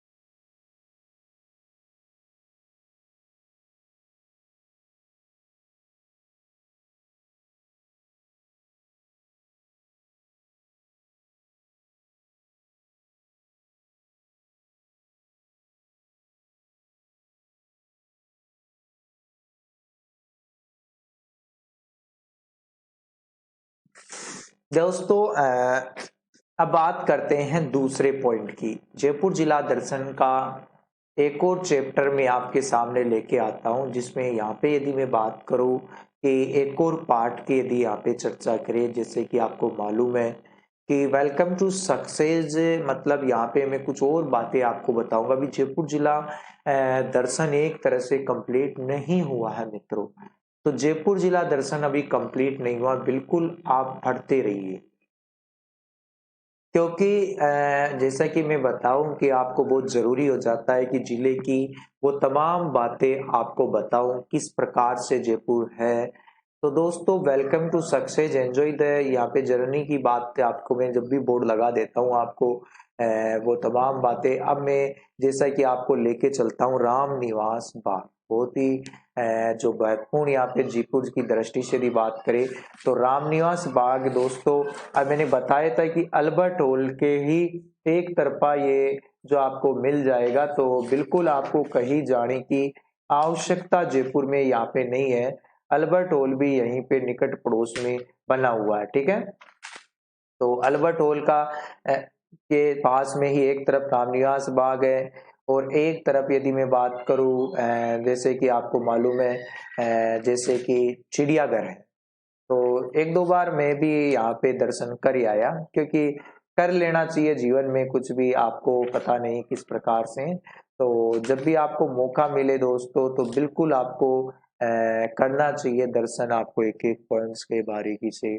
तो यहाँ पे मैं बात करूं जैसे कि रामनिवास बाग में क्या हो सकता है, तो बिल्कुल क्या हो सकता है रामनिवास बाग में। तो पहली बात तो सवाई जयसिंह ने जब रामनिवास बाग यहाँ पे बनाया, देखो दोस्तों अल्बर्ट हॉल का मैंने यही तो बता रहा था कि अल्बर्ट हॉल की तरफ यदि आप चलोगे तो एक तरफ तो यहाँ पे रामनिवास बाग, अगर इधर की तरफ आप जाओगे थोड़ा सा इधर की तरफ तो रामनिवास बाग, इधर की तरफ चिड़ियाघर है, ठीक है। तो ये आपको मैं इसीलिए बताया था। तो यहाँ पे यदि मैं बात करूँ कि निर्माण 1868 में करवाया गया था, ठीक है दोस्तों। तो यहाँ पे आपको ध्यान रखना है कि रामनिवास जो बाग बनाया गया था इसका जो निर्माण कब हुआ था, तो रामनिवास बाग जयपुर जंतुआलय जिसे कह दो, तो 1868 में राजस्थान की राजधानी जयपुर में महाराजा सवाई राम सिंह द्वितीय ने ही करवाया था। ध्यान रखना जयपुर का जंतुआलय राजस्थान का पहला जंतुआलय है ये, तो राजस्थान का पहला जंतुआलय इसे कह दो आप। तो दोस्तों पहला जंतुआलय आप इसे कह रहे हो, 1868 में इसका जो निर्माण आपके करवाया गया था। तो बिल्कुल आपको ध्यान रखना जयपुर जंतुआलय के बारे में। तो दोस्तों मतलब रामबाग पैलेस में जयपुर जंतुआलय बना हुआ, ये लगा लीजिए आप, तो ठीक है। तो मतलब यहाँ से आप ये लगा लीजिए कि इसी में बना हुआ है, तो बिल्कुल आपको ध्यान रखना है इन पॉइंटों को, ठीक है। तो चलते हैं आगे, इस पे आगे अध्ययन यदि अपने करें तो 1868 में बना राजस्थान का पहला जंतुआलय था ये आपके, ठीक है। तो रामनिवास बाग, तो यहाँ पे आपको ध्यान रखना रामनिवास बाग में आजकल काफी सारे जानवरों को शिफ्टिंग की जो समय कही गई है यहाँ से, और नाहरगढ़ जो जैविक उद्यान, ठीक है। तो नाहरगढ़ जैविक जो उद्यान है वहां पे शिफ्ट कर दिया गया, तो नाहरगढ़ जैविक उद्यान में आजकल शिफ्ट की जो प्रक्रिया चली है तो बिल्कुल वहां पे भेज दिया जा रहा है। हालांकि यहाँ भी चालू है वहां भी है, लेकिन नाहरगढ़ जैविक उद्यान में यहाँ पे शिफ्ट किया गया है। तो दोस्तों आपको दोनों ही जगह मिल जाएंगे, जैसे आमेर होते हुए जाओगे ना आगे तो फिर नाहरगढ़ जैविक उद्यान आता है दिल्ली रोड पे, मतलब वहाँ दिल्ली रोड है तो वहां पे, ठीक है। तो 1800 यहाँ तो मैं तो नहीं गया अभी तक, आपको साफ बताऊं गया नहीं, अब जाने का है दीपावली की जैसे लास्ट में बाद में अपने चलेंगे। ये क्या है, देखो जी क्या है, जय हो शीतला जमुआई माता की जय हो। कई बार कई बार कई बार दर्शन करे है जमुआई माता के, ठीक है। जमुआई माता क्योंकि हमारे जमुआ रामगढ़ में ही तो स्थित है इसलिए कर ही आते हैं जी। जमुआ रामगढ़ जयपुर में है, तो जमुआ रामगढ़ जो बांध बना हुआ है ना, उस बांध की तलहटी पे आप जैसे नीचे की तरफ उतरोगे, तो मतलब जैसे ही नीचे उतरोगे तो आपको ये जमुआई माता का जो मंदिर आपको दिखाई पड़ेगा। ये कछुआ वंश की कुल देवी है, ठीक है। तो कछुआ वंश की कुल देवी के रूप में देखो ये जो जमुआ माता का जो मंदिर है यहाँ पे बिल्कुल साक्षात दर्शन आपके लिए लेके आया हूँ, बिल्कुल आशीर्वाद आप ले लीजिए मित्रों, ठीक है। जैसे देवी का जो आशीर्वाद आपके लिए बना रहे मित्रों, तो बिल्कुल बिल्कुल आप इसी प्रकार से जमुआ माता जो दर्शन आप बिल्कुल कर लीजिए, नो डाउट से बिल्कुल। तो जमुआ माता जो कछुआ वंश की जो यहाँ पे कुल देवी है, ठीक है। तो देखिए दोस्तों यहाँ पे जमुआ माता के दर्शन आपने कर लिए हैं, और देखो कितने दर्शनार्थी यहाँ पे आते हैं मित्रों, बड़ा शानदार है, मैं कई बार जाता रहता हूँ और ये मंदिर का जो बाहरी रूप है, अभी तो मैं गया तो बंद पड़ा है कोरोना के टाइम से, मंदिर काफी समय हो गया। जैसे बांध से नीचे आओगे चारों तरफ पहाड़ी पहाड़ी है आपको, मतलब इस पहाड़ी में आपको लंबी दूरी तय करनी पड़ती है, फिर ये मंदिर आता है। तो लंबी दूरी तय करने के बाद में आपको मंदिर के दर्शन होंगे, देवी के दर्शन होंगे। और ये अंदर का दृश्य जो कि मुझे याद आता है कई बार, यहाँ पे जैसे यहीं पे तो खड़ा होते हैं हम, यहाँ पे खड़ा हो जाते हैं ऐसे और देवी के दर्शन कर लेते हैं मित्रों। ठीक है, तो कई बार जैसे मुझे सौभाग्य प्राप्त हुआ देवी के दो दर्शन करने की, जो बात यहाँ पे मैंने बताई कि ठीक है, तो इस प्रकार से मैं खड़ा हो गया और ये परिक्रमा भी लगाते हैं ऐसे जाके, ठीक है, ऐसे करके। और यहाँ पे मतलब चारों तरफ से देवी का बड़ा जो बड़ा मनोरम दृश्य यहाँ पे है। तो राजवंश की यहाँ पे यदि मैं वर्णन देवी आपको बताऊं, तो कछवा राजवंश की बात करें तो कुल देवी जमा माता जमा रामगढ़ से 35 किलोमीटर दूर यहाँ पे जमा रामगढ़ की पहाड़ियों की घाटी में ये विराजमान है।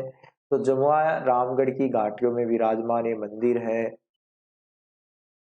और हरियावली हरियावली की गोद में, मतलब अरयाली नहीं है ये, अरावली की जो गोद में पहाड़ियों में जमुआ माता का जो मंदिर बना हुआ है, पौराणिक नाम से इसे जामनवंती कहते थे।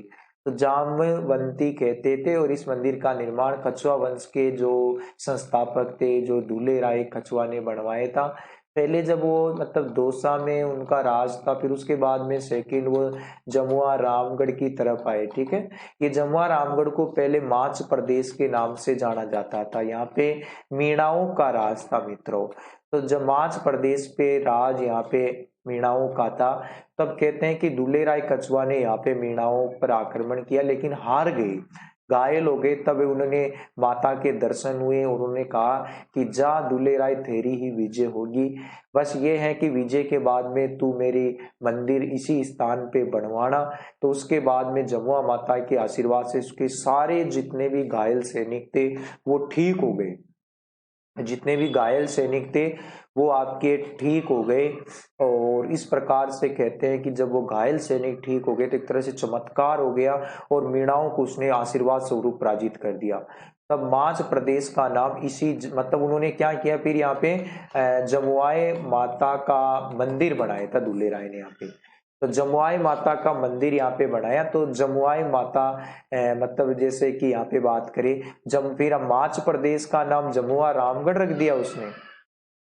आज इसे जमुआ रामगढ़ कहते हैं क्योंकि जमुआ माता के नाम पर तो जमुआ, और राम के वंशज जो कछवा वंश के अपने आप को कहते हैं कि हमने भगवान को राम के जो पुत्र थे कुश के वंशज अपने आप कहते हैं, तो राम के वंशज कछवा अपने आप को मानते हैं। तो जमुआ रामगढ़ में मंदिर बना है, बड़ी मान्यता है इस मंदिर की। तो दूल्हे राय कछवा ने अपनी राजधानी सेकंड जमुआ रामगढ़ को ही बनाई थी, फिर आमेर बनी थी कोकिल देव के काल में, फिर सवाई जयसिंह ने जयपुर को बनाई थी। इस प्रकार 4 राजधानियां मुख्य रूप से रही। देखो दोस्तों, और बातें यदि करें तो कहा जाता है कि पहले इस इलाके में माच नाम था, जैसे मैं बता रहा था, जहाँ पे चौकीदार मीणाओं का यहाँ पे राज था। दूल्हे राय ने इनसे युद्ध किया और उनकी पराजय का सामना करना पड़ा, तो बेहोश हो गया बताया था दूल्हे राय, तभी तो जमुआ माता दर्शन दी और उसको आदेश दिया। फिर इस प्रकार से उसने देवी का मंदिर बनाया, विजय हुआ और माच पर मीणाओं का विनाश उसने किया था। ठीक है, और यहीं पे आप जैसे चलोगे तो आपको यहाँ पे जो बांध दिखाई पड़ेगा, ये दोस्तों जमुआ रामगढ़ बांध है। जमुआ रामगढ़ बांध है मित्रों, बिल्कुल आपने जमुआ रामगढ़ बांध नहीं देखा है तो मेरे पास आ जाना, मैं आपको दिखा लाऊंगा, क्योंकि हमारे तो जमुआ रामगढ़ तहसील में ये बांध आपके पड़ता है। तो मैं तो आपको बिल्कुल ये दृश्य साक्षात ही दिखा लाऊंगा, ज्यादा दूर है नहीं। मैं तो कितने ही बार इस जमुआ रामगढ़ बांध के दृश्य को अनुभव किया हूँ, कई बार देख आया मित्रों। तो बिल्कुल जमुआ रामगढ़ जो बांध है वो बड़ा ही निराला है। और मतलब आजकल तो खैर खाली है, बिल्कुल खाली आप इसे कह दो। ठीक है, तो मतलब जयपुर से मतलब वही 34 किलोमीटर दूर मतलब यहाँ पे मैं बात कर रहा हूँ। तो बिल्कुल जमुआ रामगढ़ बांध की बात आप ये देखिए, यहीं से फोटो बिल्कुल खाली दिख रहा है ना, वो आज का दृश्य है। ये जो सीन में आपको दिख रहा हूँ वो दिखा रहा हूँ जो आज का है ये, ठीक है। तो माधो सिंह ने इसे का निर्माण करवाया था मित्रों। माधो सिंह जो शासक था उसने मतलब जयपुर राज्य जिले को या जयपुर शहर को पेयजल की सुविधाएं उपलब्ध कराने हेतु, आज भी पहले भी आज भी उपलब्ध है ऐसे तो, लेकिन आजकल पानी तो नहीं, यहाँ पे जगह जगह कितनी बोरिंग करवा दिए गए। रास्ते में वो पाइपलाइन यहीं से जा रही है, दिखाई नहीं दे रही, ये पाइपलाइन जा रही है जो मतलब ये जो कुंड है इसके इधर है ना, ये यहाँ पे थोड़ा सा बड़ा सा कुंड है, उसमें से मशीनें लग के पानी जा रहा है, ठीक है। और ये पानी जयपुर आ रहा है, 34 किलोमीटर लंबी ये पाइपलाइन बिछी हुई है। कितने सालों तक जयपुर शहर को जो पानी पिलाने का जो गौरव यहाँ पे हासिल है जमुआ रामगढ़ को, वास्तव में काबिले तारीफ है। तो दोस्तों यहाँ पे बात करूं कि आजकल जगह जगह पर रास्ते में भी इतने, मान लो 34 किलोमीटर में मुझे 2-3 हजार बोरिंग यहाँ पे हो गए पूरे लास्ट तक। तो जयपुर शहर के जो मतलब इधर से मैं बात करूं, आज भी जो जयपुर हेरिटेज को पानी ये पिलाता है। तो बिल्कुल दोस्तों ये देखिए बिल्कुल हरियाली हो जाती है यहाँ पे, जब मतलब जब हरियाली मतलब वर्षा के दिन होते हैं ना, तब ये बिल्कुल हरियाली यहाँ पे हो जाता है। तो बिल्कुल दोस्तों हरियाली सा यहाँ का जो माहौल है वो आपको बड़ा ही मनोरम लगेगा। और दोस्तों जैसा कि आपको मालूम है कि यहाँ पे आप जब भी आओ तो आपका मन बड़ा शांति से हो जाएगा, ठीक है। और आज एक और खुशखबरी आपको बता देता हूँ कि आज वनपाल और वन रक्षक की, जैसे मैं देख पा रहा हूँ मोबाइल में कि वनपाल और वन रक्षक की भर्ती आपके आई है। और ये जो वन भर्ती आपकी आई है तो टोटल आई है, मतलब टोटल वैकेंसी आई है 1041। इसी चरण में मैं आपको बता देता हूँ, ये जब रामगढ़ का सीन पहले बता देते हैं, फिर वैकेंसी की बात भी कर लेंगे। तो दोस्तों यहाँ पे मतलब ये जमुआ रामगढ़ बांध आजकल इस स्थिति में है, ठीक है। तो मैं आपको कुछ वनपाल की वैकेंसी के बारे में बता रहा हूँ कि वनपाल और मतलब वन रक्षक की जो एक तरह से वैकेंसी आ चुकी है आज, और 1041 पद यहाँ पे सर्जित किए गए हैं। तो बहुत ही महत्वपूर्ण है, राजस्थान की जीके यहाँ पे आएगी बिल्कुल दोस्तों। मैं जैसा कि देख पा रहा हूँ वनपाल व वन रक्षक की जो भर्ती है, पिछली बार भी हमारे कई मित्र थे दोस्तों, आपको मैं बताऊं, जिनमें दौड़ इतनी लंबी थी कि हमारे गुरुजी भी थे जो मतलब वनपाल की भर्ती में गए थे। तो हुआ क्या कि इतने राउंड काटे बेचारे, मतलब पूरे में से पूरे नंबर आए थे उनके, 50 का था शायद, और 50 के 50 ही सही थे।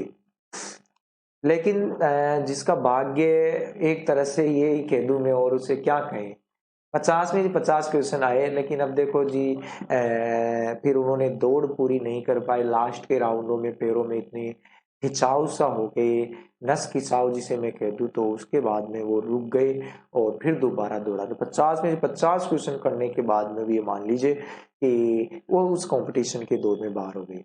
तो नई भर्ती आई है वनपाल व वन रक्षक की, और 1041 पद आपके लिए आए हुए हैं। देख रहा देता हूं आपको क्या इस वैकेंसी के अंदर रहता है, ठीक है। तो दोस्तों यहाँ पे राजस्थान की जीके वगैरह आपको पढ़ना पड़ेगा, क्योंकि बहुत ही क्योंकि यार जो वैकेंसी है अब आ रही है, वैकेंसी खूब सारी आ रही है।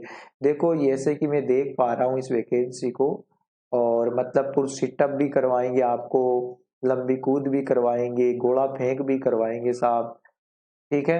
हाँ तो बिल्कुल सिटअप, क्रिकेट बॉल फिकवाएंगे ऐसे।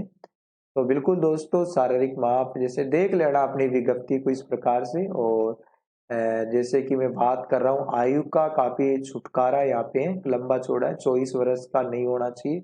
वो तमाम अपनी वैकेंसी के अनुसार आप विज्ञप्ति देख लेना। बाकी मैं तो आपको ये बता देता हूँ कि आएगा क्या भाई, मुझे तो उससे मतलब है कि मुझे पढ़ाना क्या है।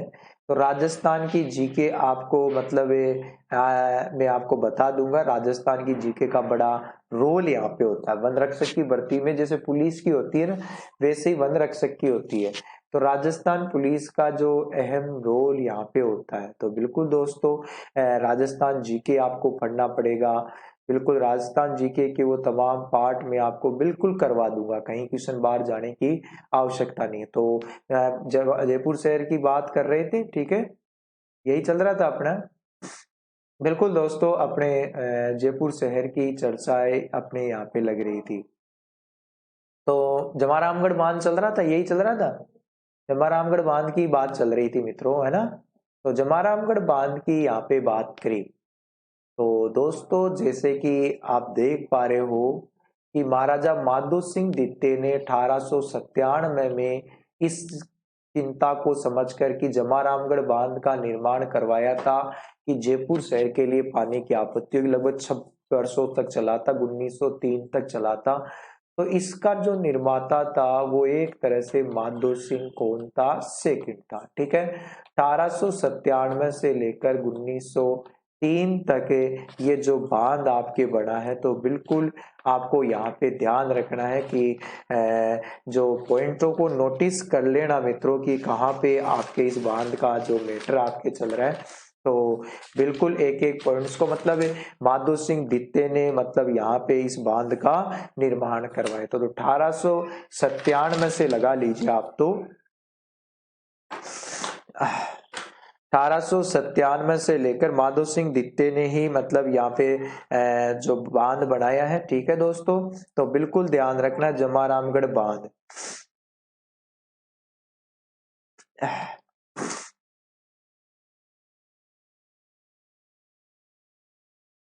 तो बिल्कुल ध्यान रखना दोस्तों, मतलब यहाँ पे मैं बात करूँ जमुआ रामगढ़ बांध।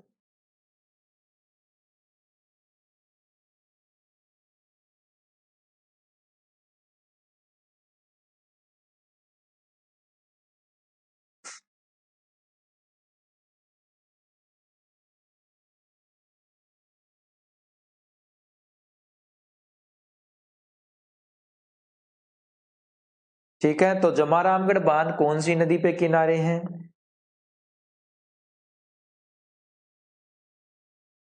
बाणगंगा नदी पर।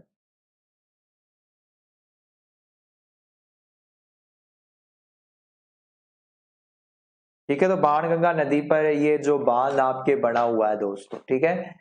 तो एशियाई नौकायान भी यहाँ पे हुए थे, छोटी छोटी पहाड़ियों के बीच में। यदि मैं बात करूँ 4 वर्ग किलोमीटर में फैला हुआ है, बिल्कुल दोस्तों। तो यहाँ पे आपको बिल्कुल ध्यान रख लेना है जमारामगढ़ बांध के बारे में, या संदर्भ में यदि बात कर ले तो मतलब किलोमीटर पहला विशाल बांध बढ़ाई क्षेत्र संरक्षण का मतलब यहाँ पे है। और यहाँ पे यदि मैं बात करूँ दोस्तों कि जमारामगढ़ बांध का जो बाणगंगा नदी के तट पे ये एक तरह से बना हुआ है, तो बिल्कुल आपको ध्यान रखना है, ठीक है। बिल्कुल। तो यहाँ पे यदि मैं बात करूं,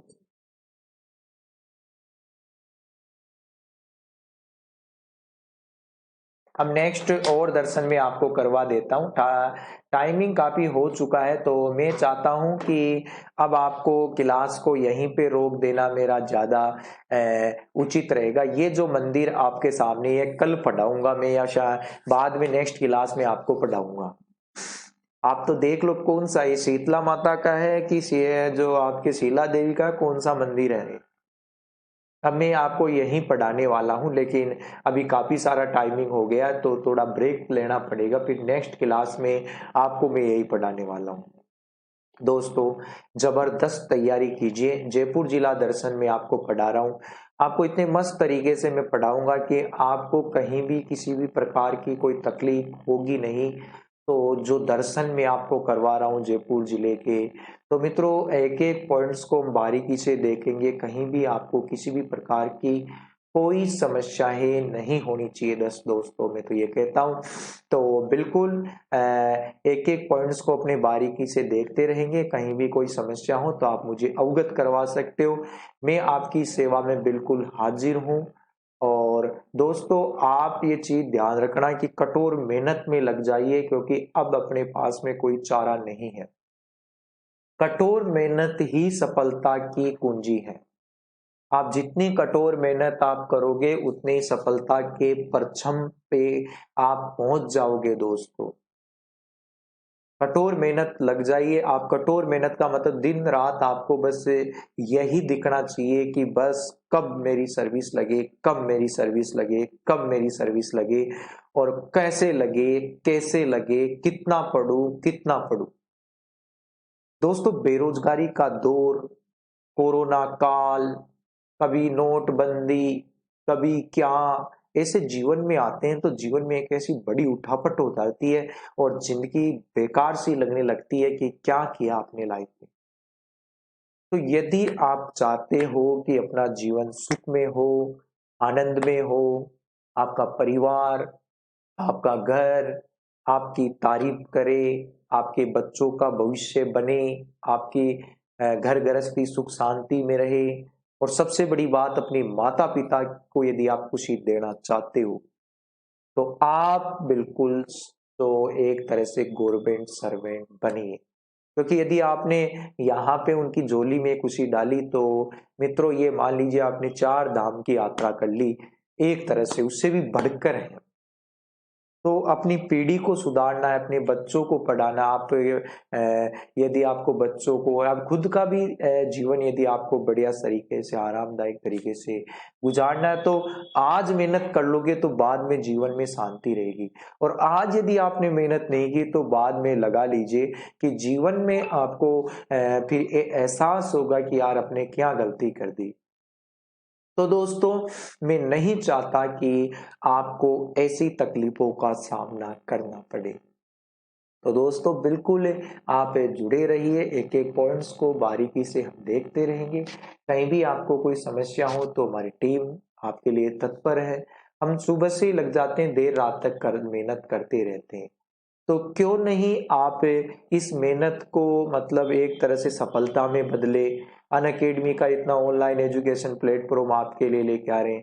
मैं नए नए तरीके से आपको पढ़ाना चाह रहा हूँ। आप फिर मेहनत कीजिए हमारे साथ में, ठीक है दोस्तों। तो आपको मालूम है कि आप जितनी मेहनत आपको करोगे, शीतला माता के दर्शन आप कर लीजिए, ठीक है। और मैं भी कर लेता हूँ देवी के दर्शन, बिल्कुल। देवी की कृपा यदि मतलब भगवान का आशीर्वाद, देवियों का आशीर्वाद, देवताओं का आशीर्वाद, माता पिता का आशीर्वाद, गुरुजनों का आशीर्वाद जीवन में हमेशा अपने ऊपर रहना चाहिए। क्योंकि इनका आशीर्वाद के बिना हम कुछ नहीं कर सकते। का आशीर्वाद हमारे लिए बहुत जरूरी हो जाता है। तो इसलिए दोस्तों, सभी की आशीर्वाद आपके साथ है, सभी की जो कामनाएं आपके सामने, सभी की जो सफलता के जो परचम आप लहराओगे तो हमें भी खुशी होगी। और हमें सबसे ज्यादा खुशी होगी कि हमारे जो विद्यार्थी पढ़ाए हुए जो आज सर्विस पे है, तो काफी सारे स्टूडेंट मेरे पढ़ाए हुए हैं। मित्रों, मैं 2013 से जो सेवाएं आपको दे रहा हूँ, तो काफी सारे स्टूडेंटों को पढ़ाया, खूब सारे स्टूडेंट मेरी सर्विस भी लगे, और मुझे खुशी होती है। मैं नहीं लगा, नो डाउट्स, मुझे कोई दिक्कत नहीं है, लेकिन मैंने इतने विद्यार्थियों को जब सर्विस लगाया तो मित्रों वाकई मुझे इतनी खुशी होती है। और आप भी लगोगे तो मुझे उतनी ही खुशी होगी दोस्तों। क्योंकि जो सड़क होता है और अध्यापक होता है जिस पे सभी अपने रास्ते से चलते रहते हैं और वो अपनी मंजिल तक पहुंच जाते हैं। सड़क और टीचर अपनी जगह ही रहते हैं।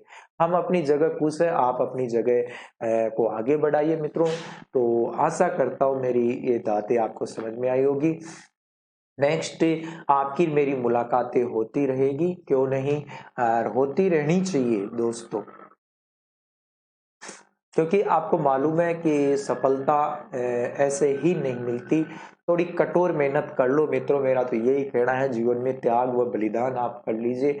और एक बार आपने घर मतलब कम खा लो, कम पहन लो, कम सो लो, कम मनोरंजन कर लो, सब कुछ। शादी हो रही तो थोड़े दिन टाल दो घर वालों से टांग की साई करके। क्योंकि अपनी भविष्य की तरफ आप देखिए, आप कहाँ जा रहे हैं, शादियों में घूम रहे, दुनिया की शादी हो रही है, आप घूम रहे हो, दुनिया की शादी हो रही है, आप पूजन पाठ कर रहे हो, क्या मतलब है आपको।